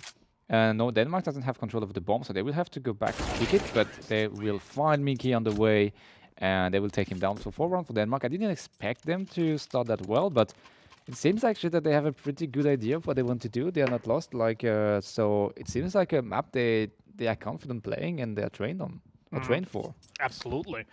But now it comes down to what Norway can do. We have seen Cecilio being able to perform with his AWP a lot. Hectas has been picking up his AWP at this point. Now, this is where the real fight begins. This is where everyone has the utilities needed. Fetzer's going to be jumping up on Silo. He's going to be taking some early damage at least, and Cecilio is going to be having a terrorist just walking straight into him, so that's an easy frag for him. Doesn't need to be afraid from that, but I think he dropped the AWP earlier out of pure panic. I didn't quite get punished for it. It took like lots of damage just before he picked up the AWP again, so maybe he tried to just throw the AWP away to prevent any member from Norway to pick it up in the, or Danish player to pick it up in the process. Not just finding and winning this duel. That nade will connect. Oh my god! Dude, that's a Kobe. That's a Kobe. Holy. Yeah, fortunately Kobe's not playing anymore. So no, but still. It is a dunk. It is a very nice no, dunk. literally that was not even baseball. Basketball. That was baseball. That was like true. Like very nice throw, like very well timed. And now it's a 2v4. Savvy will hold strong, and we'll find Toft. But Hector's with his AWP is gonna come out from Sneaky and gonna take Savvy and catch him off guard. And now he's come down to Mickey, 43 HP. He has utilities and he has a kit, but it is 3 members that he has to find. The quickie door is close, so no matter what, he will get spotted. If he decides to open it, it will give away his position, and at this point he would just go. I think he would just try to get any exit frag, and that should be a 5th round for Denmark. Yeah. Doesn't look promising for Norway, but on the other hand, they've had the same kind of start previously on the semi-final, and we all know the outcome of the previous match. So. Yeah, indeed, but 5 rounds for Denmark is actually exactly what they want. They want to get more rounds. But we do have this is what makes it Counter-Strike fun, especially now that we're watching Norway and Denmark. There is a tactical pause coming in from Norway, and they're going to be talking through what can we do. We're on the CT side. We should be able to get more frags. How are they getting in towards the site? Where are they going? What are they doing? Where is the smokes, flash, and Molotovs? It's very difficult right now for Norway to adapt, I think, because Denmark has Denmark has been playing the same kind of strat. We've seen them like trying to go from outside once or twice, but mainly they actually take full control of Connector and Squeaky very early, and then they have a good knowledge and good like nade positioning. So they smoke off the mini area. Sorry, French German. I don't know if that's the English one. The garage corner from from outside when you want to enter A side. You know what? I have no idea. It's called mini in what's the French. name. I'm very sorry if Okay. that's not the place. If that's now how it's called in English, but yeah, that's squeaky area that they've been smoking. They have a good understanding of how to take control of it. We've seen in the open on outside that they've also been able to find some success there. They haven't tried for ramp yet. We haven't seen any B execution right now. So for Norway, it's like it's a bit difficult because even if they find a way to stop like Denmark's aggression, it doesn't seem like it right now. Okay, it's an eco, but Sykes gets out and gets taken down very early into that round, leaving his teammate like in a 4v5 situation. And again, like this time, they're always trying to counter Denmark's execution by taking control of Squeaky, but Nodius was on point and was there to prevent it from happening. With the help of Tofties, they are gonna clean Norway's defense, and 6th round for Denmark. It definitely should be. There we go, Cecilio going down. But one thing that is very interesting, Celebrations there in the beginning of the round actually bought up a smoke, went for the throw that he was supposed to do, and went back to buy a flash. And that is actually, like, it's a small detail, but it can make such a difference. Now, he didn't use that flash, but it could have been very, very important in one situation. But yes, indeed, as you're mentioning, it's 6 rounds for Denmark. Here, you can see, actually, Celebration throwing the smoke, going back, picking up another flash, or a grenade. Yeah, he's buying grenade now. So he's throwing the smoke just to make sure. And it's not important to go out towards yard at this point. It's just Celebration just could take its time. And at this point, once again, we're going to be seeing Hectas using his AWP, standing in lobby instead. Yeah, this area around lobby and Squeaky has been completely shut down by Denmark. They have Ouch. bad jump from Festival, missing the edge of the top of the garage. Unfortunately, he's gonna take a lot of damage in the process. So Norway needs to punish that. Oh my god! Yep, that's Hector. Celebration's fault. Definitely. And Hectos is going to be taken out, and that could definitely switch the mood in the team as well. I think it. I'm not quite sure, to be honest. Like knowing with knowing Hector's in Celebration, I don't think it's gonna damage their mood too much. But that's definitely not something you want to see. You need to leave the line open for your upper. You can never pass in front of him. Always pass behind him. This is one of the not basic. only that, but they lost a member immediately Yeah, afterwards. I think that's where it's. But and you it's Hector's going down actually. Yeah, it went down, but I think there was some confusion because he was not even taking any kind of line. He just went out in the open and he was not aiming for anything. I think there was some communication or some banter or laughter in the TeamSpeak, to be honest. But first, with the help of Nodius, I'm gonna take down Savvy. Right, he's holding strong with his AUG, and that was most likely. He needed to connect this kill. Toft is gonna be able to take him down, but it's a 2v3. And Denmark is start to like they have no utility, so the bomb, however, I didn't realize, but Nodius was already on B, so now it's a retake for Norway. Nodius finds a very early kill, Toft as well on Mickey, and that retake went from pretty much doable to almost impossible. Yeah, all down to Sykes with an AWP in hand. Nodius is already down on 18 HP, and he's going to be taken out from Toft, who is standing down at the tunnel room there. And it's got to be 7 rounds for Denmark, and they're looking very strong, to be honest with you. Norway, on the other hand, I am a bit... not gonna lie, I am a bit surprised they haven't been able to pick up at least 1 round on the CT side. I could definitely see that Denmark is performing a lot and performing really good, but I'm still surprised that Norway hasn't really found a way to defend yet. Yeah, but like check that, like everything went wrong for Denmark. The team kill, the early trade, it was a 3v5, and despite that, they find a way to find the ground or the space to send the bomber to B to like plant the bomb and defend it in the 2v3 situation. So everything works Yeah, but perfect. they're very talented at just falling back, realizing what they should do, and just reset your mind. And here you go. Once again, they've lost Toft. Celebration's being able to find a net frag. He's going to be Molotoving off, so the CT's not being able to push. Meanwhile, Hectos is going to be taking a peek. He's being able to find one. Now he's going to be staying on a ramp until they have the bomb plant, until they have more information. And Savvy goes down. That means the Hectos is going to be going down because now there is CTs close by him. Sykes is going in with the Deagle, and he's being able to find a frag. Now it's Hectos and Nodios. 2 versus 3, and Hectos is going to be using his siege set, trying to find the first frag, but it's going to be missing bullets. Nadios is going to be taking another approach to this. The Molotovs comes in. Hectos is going to be taking a peek, being able to find the first one. They're going to be tapping from a long distance. Nadios being able to find the 2 remaining as well. It's going to be 8 rounds, but it was an eco round for Norway, so they didn't really have the proper weapons in order to retake the site either. Yeah, I think they did a great job being able to at least have 3 members down. yeah, they did it like they did well with what they had, but like last on previous map, it was an eco round that like changed everything for them. Sykes, same situation with his Deagle, finding kills, and at some point, I got the feeling that it could have turned the same way this time. Unfortunately, this is Denmark, and Nodius and the 2 remaining with the assistance of his teammates put an end to Sykes' rampage. So seems like if Norway wants to come back, they're gonna have to put some extra effort into it. Right now, they're still searching. Sykes is going to be taking a passive angle here towards Squeaky, expecting the smokes and Molotovs to go out. Sasinho with the AWP is going to be holding a yard as well, and it looks like we're going to be having at least Fester going there.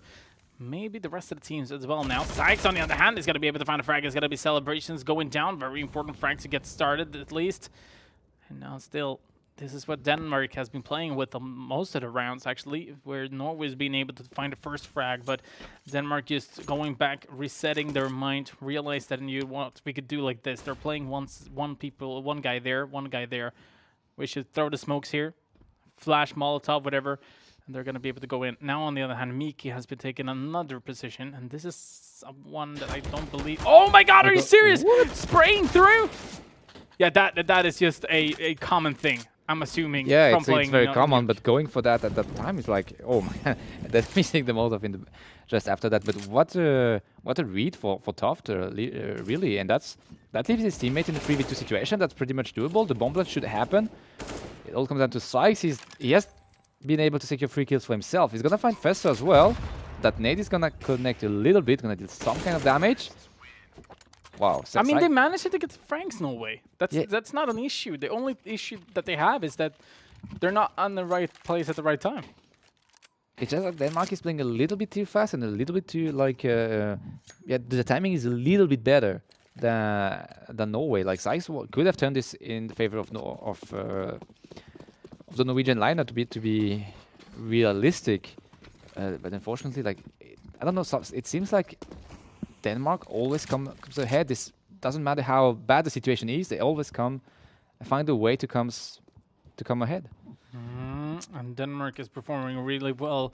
If they can win this game, that's going to be their 3rd week in a row on the throne. That means that next week is going to be jackpot chance if they manage to win, but it's still a long way to go. They have 9 rounds. They need 6 more. And right now, they should be able to get this one in double digits. But let's not count it out just yet.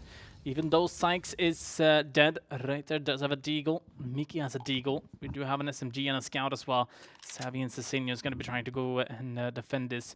Still, Denmark does have so much weapon power. Not only that, but 2 AWPs to work with. Fester being able to find Miki. And now he has control over the A side. Toft. Yeah, he's going to be using his AWP, even though it's close range. Reiter finds the Celebrations. Not only that, but we do have a Scout on Cezinio. Cezinio is going to be able to get the frag. And all of a sudden, it's a 2 versus 3. Great frag there coming in from Hectos, but once again, Reiter is going to be standing just waiting in lobby. He's being able to find a frag on Nodios as well. Now, the question is, nope, doesn't matter. But still, again, Norway does not have a lot of money. They can only invest in like Deagles, Scouts, and maybe an SMG, but they're still managing to take down 3 Danish members. Yeah, for the past 3 rounds, they dealt some damage to Denmark's economy, but still, I mean, check the score. Yeah, but how come they can't close the game out? It's just like or close the round at least. I get the feeling that like it is exactly like in the semi-final, except that like on the previous map versus Sweden, they would have converted these kills into a 1. Oh my God, this is a second team. Hectos! Come on, stop this, Hectos.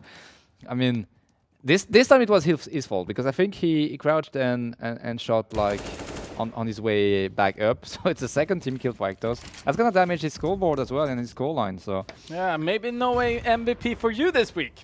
maybe not.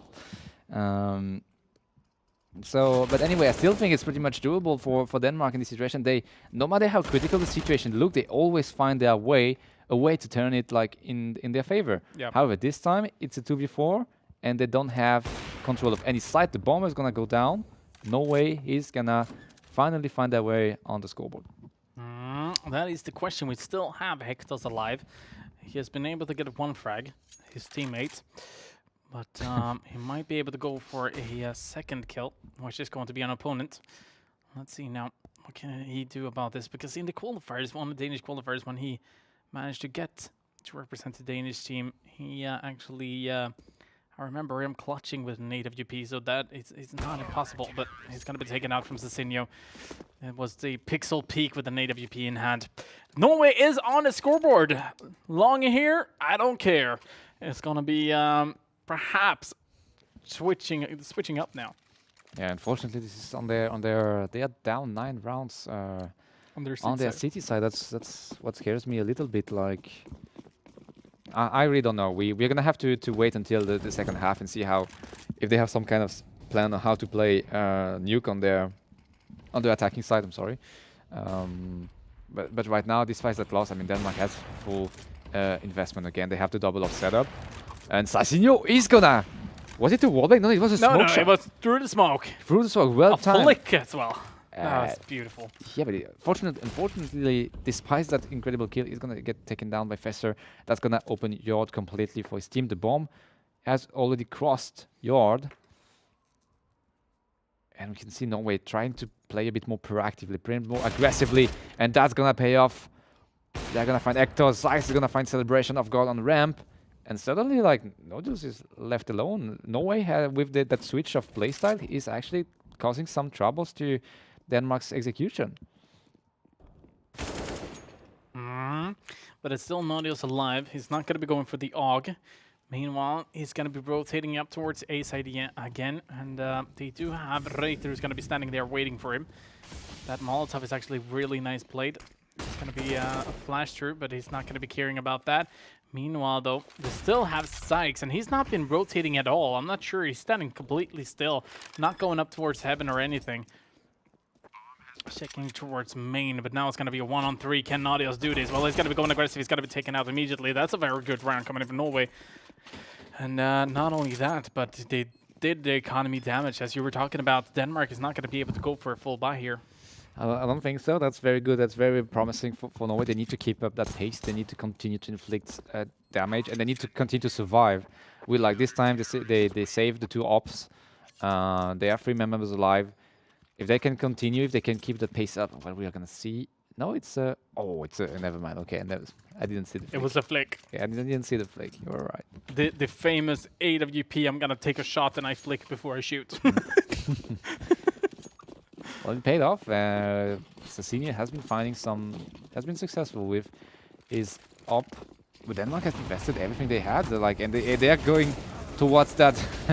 They are going towards Squeaky because that has been working out for them in earlier into this half. But this time, Miki and Reuter are here to prevent Denmark's aggression. They're gonna put a stop to it, and now Denmark has been retreating towards ramp. The bomb has made its way. Yeah, but that's the thing. They went towards the A side to realize that, you know what, they're going to be putting every single defense here in order for us to not be able to go out A. So B side should be completely open. And now, again, as you've been talking about, there's got to be a retake for Norway. And they, so far, it hasn't really been working out, to be honest with you. In a 1-on-3, yes, absolutely. But here, the 3 versus 3 after Sykes going down, I think this could be very tough. Yeah, perfect positioning, Professor. Expecting it, very like unconventional to put like one of your defenders in this position. The defuse is happening through the smoke, and somehow Savi is gonna survive. They got 1 man down, but they didn't realize the bomber was still alive. The diffuser was still alive. They managed to get the Reuter down, but, yeah. but when he went down, they thought he was the one defending. Yeah, exactly. That is actually really smart. Very well played to put like just some kind of a lure in front of the diffuser, so that like the kill came down. the the kill feed got popped with a member, and then the spray just stopped. So Yep. great play from Norway, third round, and fortunately Denmark once again being able to invest. I don't know how they can keep doing that. And Mickey is absolutely not gonna expect that. The Molotov was a little bit off, unfortunately, so it didn't get covered at all.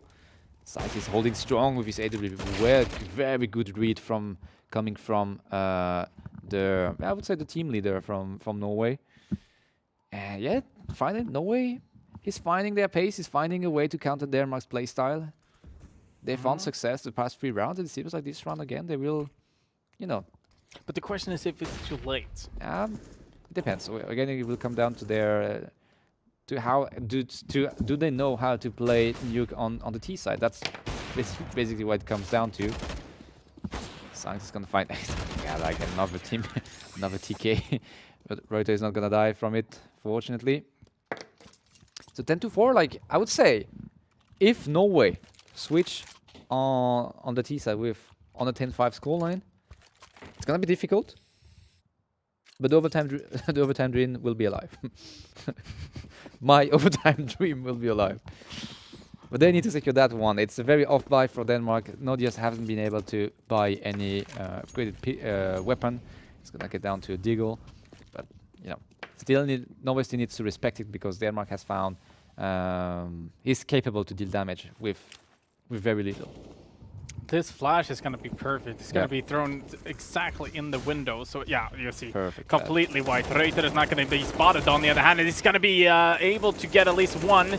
Now though, Denmark has been going for a full-on execute towards the A site, and he managed to get a bomb down. Not only that, but the 4 versus 3. Fesser holding lobby, being able to find Cezinio, and this should not be a 5th round coming in from Norway. Sykes obviously Molotovs, but also has the AWP up at heaven. He's going to be using his Deagle instead, which I do like. That Molotov was not good. Mickey being able to find one Fesser Deer for the trade instantly. They have the information about the last one, and that is going to be the first half. Denmark, as soon as they went for the execute. Yes.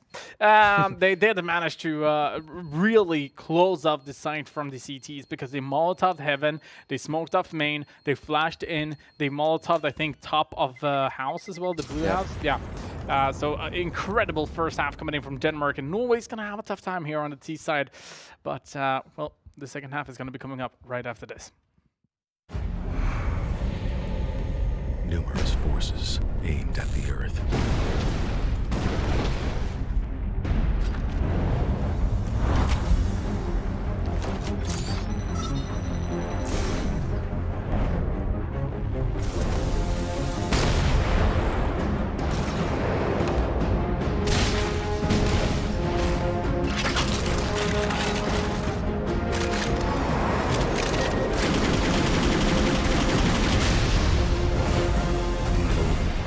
Justice.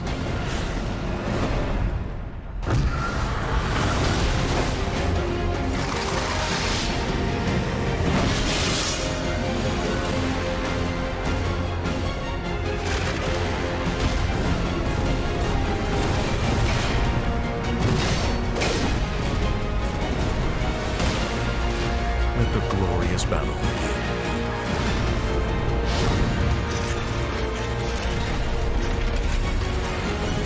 Geared up for victory.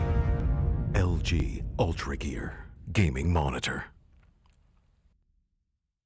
You can qualify into the King of Nordic by visiting one of our partners. Sweden, SwedishProLeague.se. Finland, CSGOFinland.fi. Denmark, esport.dk. And Norway, Gamer.no. This game is brought to you by LG, Clean Drink, and Ninja Casino. All right, we are back with the second half. Denmark is going to be able to defend with their 11 rounds. Norway is going to be attacking now when they're on the T side. But the question is, Jonathan, are they going to be able to throw the nades the same way as Denmark did? Because that's been 100%. Yeah, it's actually a good point, Jesper. It's something we maybe haven't highlighted enough in the first half, but Denmark's way of placing their nades, flashing, like blocking completely Norway's side from the A side, because thanks to the smoke they threw from just the outside T spawn. They had a very good knowledge of how to execute this with their utilities, you know. And it requires practice. It requires map knowledge. So it will be very interesting to see if Norway can execute in the same way. That is one of the strengths for Denmark, and they might be able to use that on the city side as well in order to go aggressive, but not really sure if that's going to be the case. Norway on the T side now. We do have Reuter, Savi, Miki, and Zetsinho's been going for the armor. Meanwhile, Sykes has a smoke and a flash. And as far as it looks like there's going to be a push towards ramp here. Fesser is going to be the first one who has some action here in the second half. And yes, indeed, he does get a lot of information, but it's going to be able to go for the rotation. But they're going to be able to find Hektas immediately just around the corner, and they should be able to find another. Yes, indeed, Savvy, but the siege is already there. They're down in a very good position. Nadios is going to be coming up from behind. Perhaps Norway's going to be going down vent instead, but Norway does have the B site. And now they might be able to challenge. Yes, indeed, Nadios being able to 3 versus 3, 2 versus 3, and all of a sudden the terrorist is going to be falling. We do have Savvy being close by, but it's also going to be taken out, and now it's all down to Mickey. What can he do in this situation? Well, nothing. He gets toughed down, but it is going to be the it is going to be the match, the pistol round going towards Denmark at least. And Celebration had a bit of chicken game there with Nadios. Nadios wanted them. I think he was like, I got 3k, man. If you defuse, you might get the MVP point, you know, the little star. Just leave it to me. Like, seriously. And you're like, no, I'm on it. I'm defusing. It's so difficult if you're a Norwegian fan right now, because the crossfire from Denmark got punished instantly. Norway found out Fesser and Hektaus, and they punished their crossfire around the ramp. And despite the man advantage, despite the bomb getting planted, they haven't been able to secure the round, thanks to Denmark's just perfect read and perfect retake execution, and their aim was on point as well. And this time Ektos is gonna go aggressive outside of secret. He will find one. He has information of at least an extra member, which is gonna open space for his for celebration. Gonna miss a couple of bullets, but that's not too dramatic because the crossfire, the setup from Denmark was absolutely perfect. Yeah, but did you see that Celebration didn't care about the guy above main? He knew that like he had Toft in the back. Exactly. That is what separates Denmark from a lot of teams. Yeah. Because they're really, really strong. But I wouldn't be surprised if this Norwegian team, I'm not saying that they're gonna be losing, but it surely looks like it. But I wouldn't be surprised if Norway's gonna be trying to try to qualify once more and just get a third and last shot to get Denmark down. Yeah, because Norway, once again, it's not exactly the same lineup from the Norwegian side that from previous weeks. And not the same core. Not the same from the qualifiers as well. Yeah, exactly. But it's the same core of players. It's players around Sykes and Mickey, basically. Yeah. You know, rotating around these two players, trying to, and so far they have been the only one who really managed to upset Denmark overall.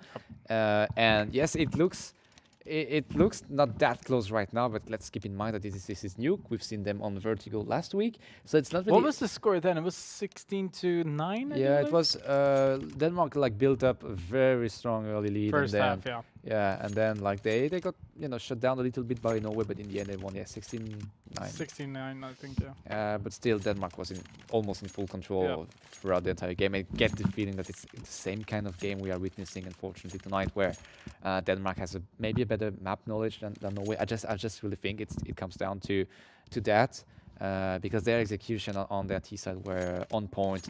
Their defense here is maybe a bit I wouldn't say perfect, but they always make the best out of a bad situation. They always somehow find a way to equalize the manpower or the resources, find some success in the challenges even in the ninja defuse a few rounds ago. So yeah, Denmark looks strong. Looks like all the lights are green. Everything is on the is blinking green for them right now. So. But it's not over. Norway has been able to invest this round. 5 AKs, a few utilities, 1 decoy on Savvy. That can be crucial, Jesper. Let's keep an eye on that decoy. But it's mostly flashes on the Norwegian side. And they're going to be trying to spray through, but no, just Celebration again. is not going to be able to do any damage. But Naudius is in It's a very good impossible to position, expect and he that. needs to get at least 2, but it's only going to be able to get 1, and it's going to be traded instantly. But they do get a lot of information, and they're already going to have 3 CTs down towards B now. So the question is if Norway is going to be able to get to defend this. Hektas finding the first one. Yes, indeed, they do have another teammate. Celebrations there. Cecino is going to be going down. Not only that, but it's going to be a cleanup once again. Denmark is performing really, really, really solid at this moment in time. Impossible for Norway in this round. Unfortunately, Nordic had the perfect positioning. He has been a bit lucky but we've seen him previous round doing exactly the same. He has been playing towards Secret 2 or 3 rounds in a row, and this time he spotted at least 4 members. He has been able to give the call to his teammate. The rotation from Denmark has been very fast and on point. They locked down the site completely. Norway didn't even get anything A chance close. to take the site, basically. Yeah. He didn't go. He didn't. Yeah. Okay, okay, that's a bit overconfident celebration. I mean, it's I appreciate the the initiative, but that's a bit ballsy. Are they typing stuff in the chat? Yeah, I think they're like typing. They're typing. They're like, what the fuck, man? What are you doing? Just respect us. You can't do that. I think these guys actually starting to get to know each other soon enough. Yeah. Just as much as they've been playing. Yeah, Yeah, they so- made smiley faces in the chat, so they're having a good time, even though Norway is not looking like they're gonna be winning here. Cecino is the only player remaining for Norway in a 1 versus 1. Can be able to find Hektas, and Hektas actually doesn't have the information, and he's gonna be able to get the win. That's gonna be 5 rounds for Norway. It's not gonna be match point. That is actually very interesting to see. Norway might have a way to come back here. I was sure that Hector's got the information after the first pick, you know? Yeah. Somehow didn't get the information, so fortunately for Norway, they can secure a 5th round and prevent Denmark from reaching match point too early or too fast into that half. And they are able to fully afford, while Denmark is enforced on 1 shotgun and FAMAS with the support of Nog. Oh my god. Oh! Celebration round, like attempt number 2, jumping straight in front of Zyke's crosser. It's like second chance. That didn't work. He had the shotgun, so he could have dealt enough damage to just take down. He could have surprised Zykes, but Doing a Viggs. yeah, definitely. I remember the good old days when or not the good old days, but the previous episodes when we were on Nuke, where Viggs got to taste his own medicine. Yep. With the shotgun in Squeaky, so Celebrations might have. It's always the Danish players Yeah. going for this kind of. I think Viggs even played against these guys. I'm yeah. not sure about that 100%, but I think this was in the final as well. Now, on the other hand, we can. Toft does have a lot of information that they're heading towards the B side, so the question is how they're going to be setting up. That's the question here. Naudius is going to be going in for the rotation. I do believe we have Hektas right behind him as well. Going in with the Deagle. Hektas is there with the AUG. Yes, indeed, being able to find one. And the other one is actually down on low HP. And he's going to be taken out. But the third, and Hektas is going to be cleaning up the house. And he might be able to even pick up the match point for his team. He might even go for the ace here. All depends on if he's going to be able to find a frag. Sykes is visible to him, I do believe. No, it's not. Sykes and Savvy being able to find the 1 each. Fesser all down to him. What can he do in this situation? Well, nothing. And it is going to be a 6th round coming in from Norway. But what a play coming in from Hektas. Yeah, good recover from Sykes, but what a play from Hector. Once again, every time Denmark is in a man-down situation or yeah, like a man-down situation, they always find a way to equalize. Hector's going ham with the AUG, didn't won. The second kill, it dealt enough damage after the first trade to really secure the second kill, but the third one was insane. Yeah. It could have led his team to match point. Fortunately, on the other side, Sykes has answered. Oh my god. And 1. Yes, we do have it! Celebrations going in with the shotgun. And Norios is being there. And all of a sudden, Denmark has a match point! What?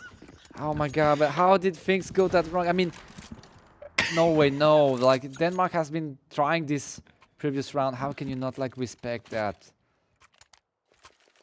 It was 1 shotgun and 1 scout. Yeah, to be honest, Norway did manage to pick up 2 rounds. It looked like they were going to be able to start something, but I'm not really 100% sure how this could happen. It all switched within a round because of a shotgun.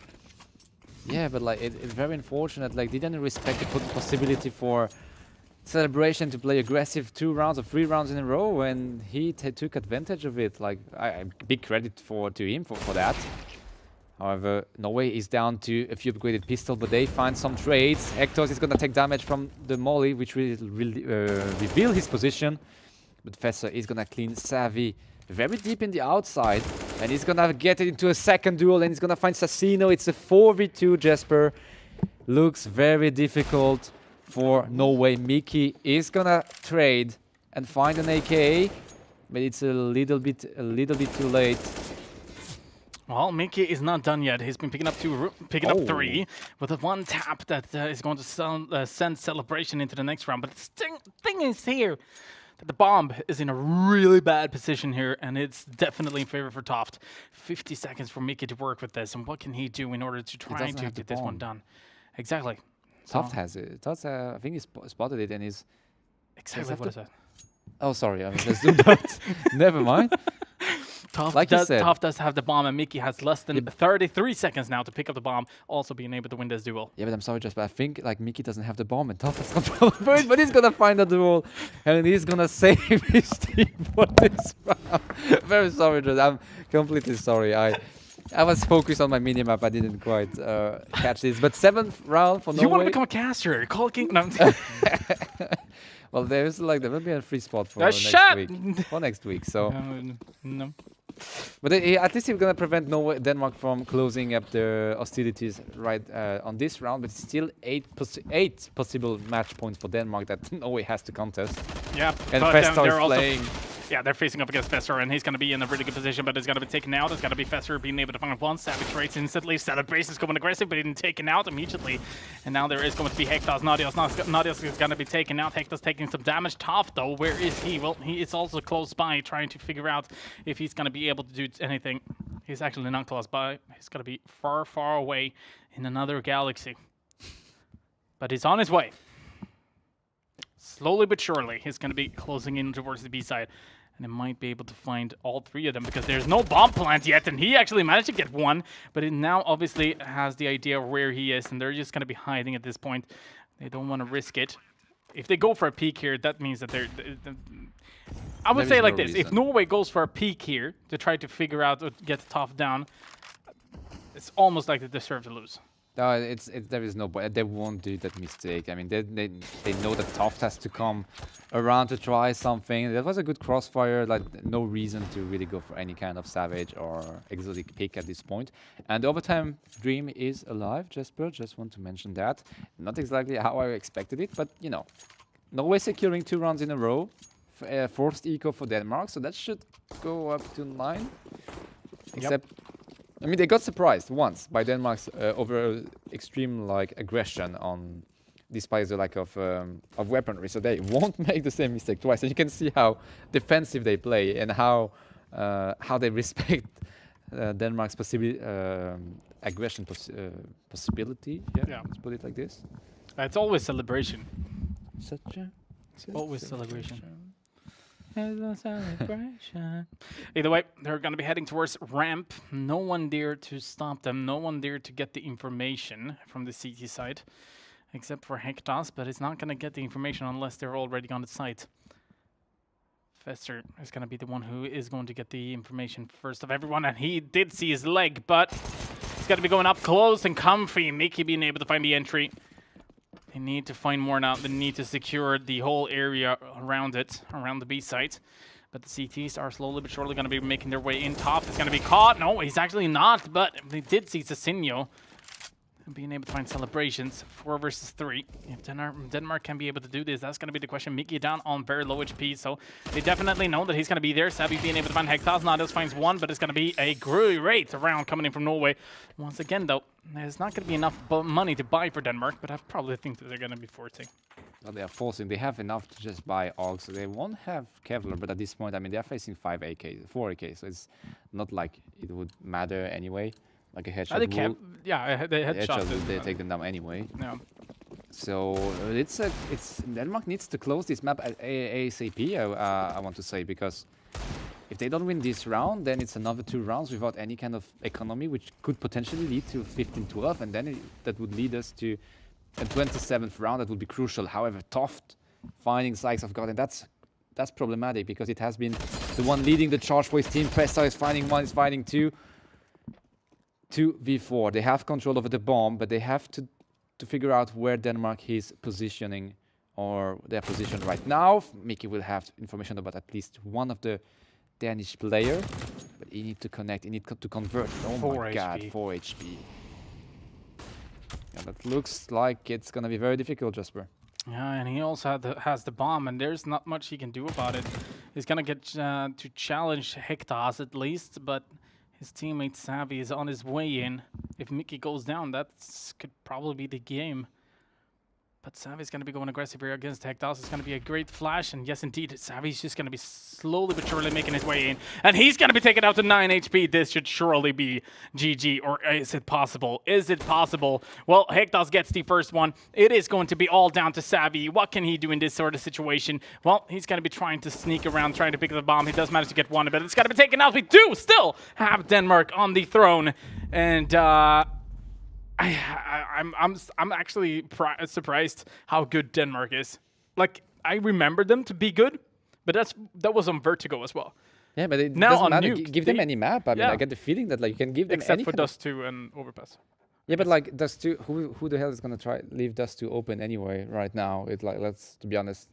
Or maybe you need to try to take the gamble because this team showed like incredible strength on Vertigo, showed like incredible strength on Nuke. Yes, it was a bit shaky in the end, but it seems like they've never been out of control. You know, they won their T side by like 11-4. You know, they secured 11 points on their T side on Nuke. Their execution, they had different kind of strat. They could play Yard, they could play Squeaky, they could play Ramp, they could play Secret. They had a full set of executions that they seem to be comfortable with. And that's on Vertigo on Nuke. We've seen them playing Mirage as well, and they performed very well. That was 3 weeks ago. So, okay, at some point, how do you upset them? Which map? How do you contest them? How do you play Counter-Strike versus this team? That's going to be the question. Either way, we do have the MVPs as well. MVP A for Nodios, MVP B for Fester, MVP C for Mickey. Is he going to get it this time? Hectas did not manage to get on the MVP poll. Yeah, a bit like more of a quiet performance from him this week. Yeah. But still, I mean, despite we've seen him going. He's the one who's been going ham with the AUG, getting the 3 kills towards B stairs, like on the second half. So at some points he has been performing as well. Just maybe a bit less than the rest of his teammates, but. But Miki as well has been performing really well from. But everyone from Denmark at some point. I mean, there is no weak link, you know. No, definitely not. But I kind of feel the same about Norway. That's the thing. I kind of feel like they are a really solid team, but that Denmark was the better team. Like there's not much more to say about that. I think Norway. To be honest, they didn't do many mistakes. I couldn't see Norway make a lot of mistakes. I would rather see that Hectas made a lot of mistakes to Team Frags, but still, Norway. That's why you're not on the scoreboard on the MVP. Yeah, by exactly. the way. It's your punishment. Either way, no, but I definitely feel like Norway is not doing any mistakes. They're not. It's just that when Denmark on the T side just can walk in towards the A side with their smokes and the flashes that they've been practicing for a long time, I'm assuming. I mean, it's just so simple for them. They smoke off main, they Molotov the corner, they Molotov heaven, they make sure the flash is going to be popping in at least 1 or 2, and then they're inside A. Get their bomb plant, go in for the safe position, and the CT is going to have a tough time. We've seen different aspects of this Danish team tonight, I feel. I think it's their most complete map, game style, you know. Overall, we've seen crazy good execution. We've seen extremely well-timed aggressions. We've seen very good team play. We've seen players shining individually as well. We've been seeing them being able to lock down or to recover from a man deficit, you know, or even 2-man deficit sometime. Yeah. So we've seen a bit of falling everything. Falling back, we're setting, and then going in for it once more. We've seen them playing the shotgun, you know, making the best out of an eco situation. Yeah. So it seems like they have like their kit tool is insane. Like that's just the feeling I get, and nothing to take away from Norway, like you said, because I got the feeling that they played super well as well. It's just like Denmark's toolkit. Toolkit. works better that that way. Toolkit is just bigger and larger. Yeah. And something as well, last thing about Denmark is like confidence. Yeah. They are super confident in what they're doing. Yeah. There is barely any hesitation. Like you can see that they feel comfortable playing the game and playing the way they want to play it. You know what I mean? Yeah. I mean, the no way hesitation, barely any hesitation. Yeah, I think they also have talked a lot about that and just making sure that when they decide to go for something, they can't really slow it down in the middle of the push, for example. Like, are you doing an execute? You know, when the last smoke is being popped, you're supposed to be on the A side, like, for example. So that's why I think that they're so action-filled that they could really just go aggressive and make sure to be confident in those situations. Yes, I agree with you. But like from an eco perspective, because that's what you just pointed out right now. Obviously, when you're an eco, you have no really time to hesitate. You know you're done to an eco. It's like it's almost the last this round. was during the rounds as well. Yeah, exactly. But that's the thing. It's like even during the buy rounds or the fully weaponed round, still even with 1, 2, 3 man down, they were still like. Their decision making was impactful and was decisive. So very impressed by this Danish. Probably one of the best Danish team, honestly, we've had in the history of King of Nordic. I remember STFU Nerd back in the days, back from season 2, and a couple of good teams we've had for Nordic. But this one has potential. I'm just saying it right now. This team has a real potential. Yeah, indeed. But also, that means that we are going to need 3 new teams once again. So if you're from Norway, it's gamer.no, Sweden, SwedishProLeague.se, and Finland, CSGO, Finland.fi, if you want to participate and join up here on King of Nordic, and maybe even bring down Denmark, which is next week going to have a jackpot chance. And that means that we're only missing out on Finland, actually. We need Finland to get a jackpot chance, and then we can have a King of the Kings. That's the only thing we care about. That's not true. But no, I'm just kidding. And also, obviously, we'd like to thank our partners around LG, Clean Drink, and Ninja Casino for making this possible. And also, as I mentioned, all of the websites, obviously, esport.dk as well for the Danish one. But I think we can soon enough lock down the MVP vote. As soon as someone votes. We have the tie once again. We have a tied. Yes, indeed. Your vote counts, guy. Whoever votes next and someone who hasn't voted already will give the MVP to either Mickey or Fessor. So we need 1 vote. I mean, that depends how many. You have the power, guys. That's depend on how many who's been voting for. How many people have been voting? Because if someone votes for Nodios here, it might be a 3-way tie. Possibly. I mean, 33%. I mean, like let's take it like from a 100% perspective. 4 votes for first serve. See, told you. Yeah, but that's normal. That's okay. Obviously, if someone votes for Nodios, it will. Yeah. So if you are going to vote, it's B or C, not A. No, anyway, we're gonna get stuck here, guys. We cannot shut down the stream until we have an MVP. So, do you have any crunchy story, Jesper, you want to tell us, or anything you want to talk about? And we do have Fessor. Let's lock it. Fessor is the MVP winner for this final, and he's been performing really well. So there's nothing to take away from that. But once again, it's an incredible final. That doesn't work. I've already tried. Yeah, so never mind. I guess it's got triggered. Fudge. Either way, before we end, let's take a look at the honor bets to see who is on top after this episode. It is Silly, but I'm closing in, and Urani as well. Love, you and me against Silly. Yes. It's a 3-man light challenge, guys. No, it's a really good challenge. But remember now, on Sunday at 1800. Eurovision. No, that's not. No. It's my private show. Either way, at 6 p.m., we are going to be live on this channel once more. It's going to be me casting the Norwegian qualifiers. Also on Monday, it is the Swedish qualifiers. And on Tuesday, Tuesday, it's going to be the Finnish qualifiers. So make sure to tune in at that time. It's been a pleasure once again. Mary's sitting next to the camera. That's why we've been looking so weird. Yeah, big shout out to her. She was not feeling super Yeah, well, but she did actually started off excellent the job show tonight. being a little bit sick. Yeah, but we might as well inform the people that are here that you are not going to be here next week. No, it's true. I have some kind of a father coming down to Sweden, and he didn't book the flight tickets I told him to do, so he comes very early. So I need to take care of him because he no speak English at all, no Swedish, so he will be lost without me. But we're gonna have like a face you guys recognize probably, someone personally. Yeah, Mary, looking forward to it. Yeah, I mean, we talked about it. I mean, we're gonna have a very lovely guy that you guys probably remember from season 11 and 12 because it's gonna be Kronval. Casting review. Name dropping.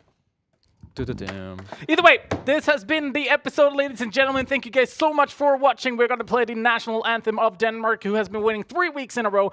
This is the 4th week coming up, and the question is if they're going to be able to bring them down. And now, I actually wanted to just highlight the fact that like I wanted to wish every Norwegian fan or viewers out there a very good happy National Day. Yes. And thanks thanks to the Norwegian team to actually, it's kind of a big thing, like to play. Yeah, I know. And represent your country and on the official on day. Official day. So thanks to the team, to Sykes' team, and to Sykes and his teammates. Good, happy National Day to all. And for all the organizations out there, just pick up Sykes already. All right, pick up Sykes. God damn it. See you guys next week. Same time, same channel. Also Sunday, Monday, Tuesday qualifier stream. So make sure to tune in for that. We see you guys. You will not see him until 2 weeks, but it doesn't matter. We're going to be seeing you guys next week. Take care.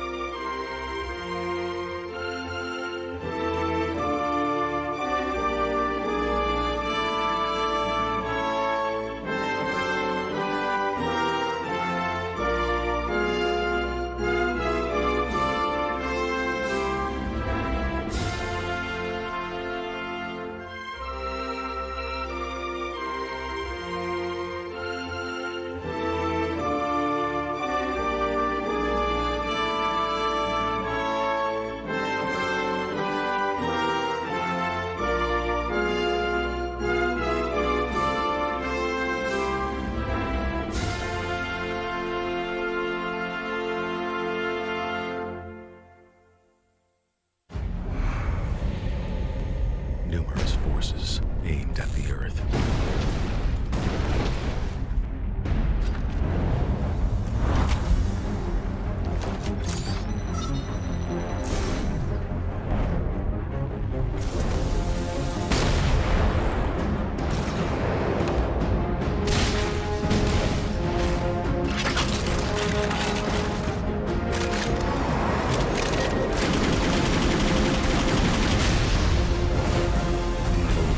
And injustice.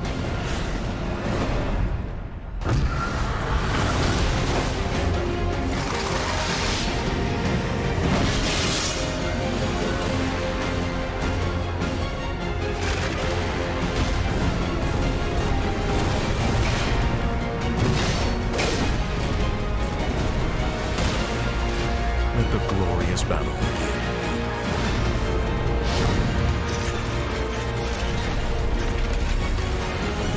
Geared up for victory. LG Ultra Gear Gaming Monitor. You can qualify into the King of Nordic by visiting one of our partners. Sweden, SwedishProLeague.se. Finland, CSGOFinland.fi. Denmark, esport.dk. And Norway, Gamer.no.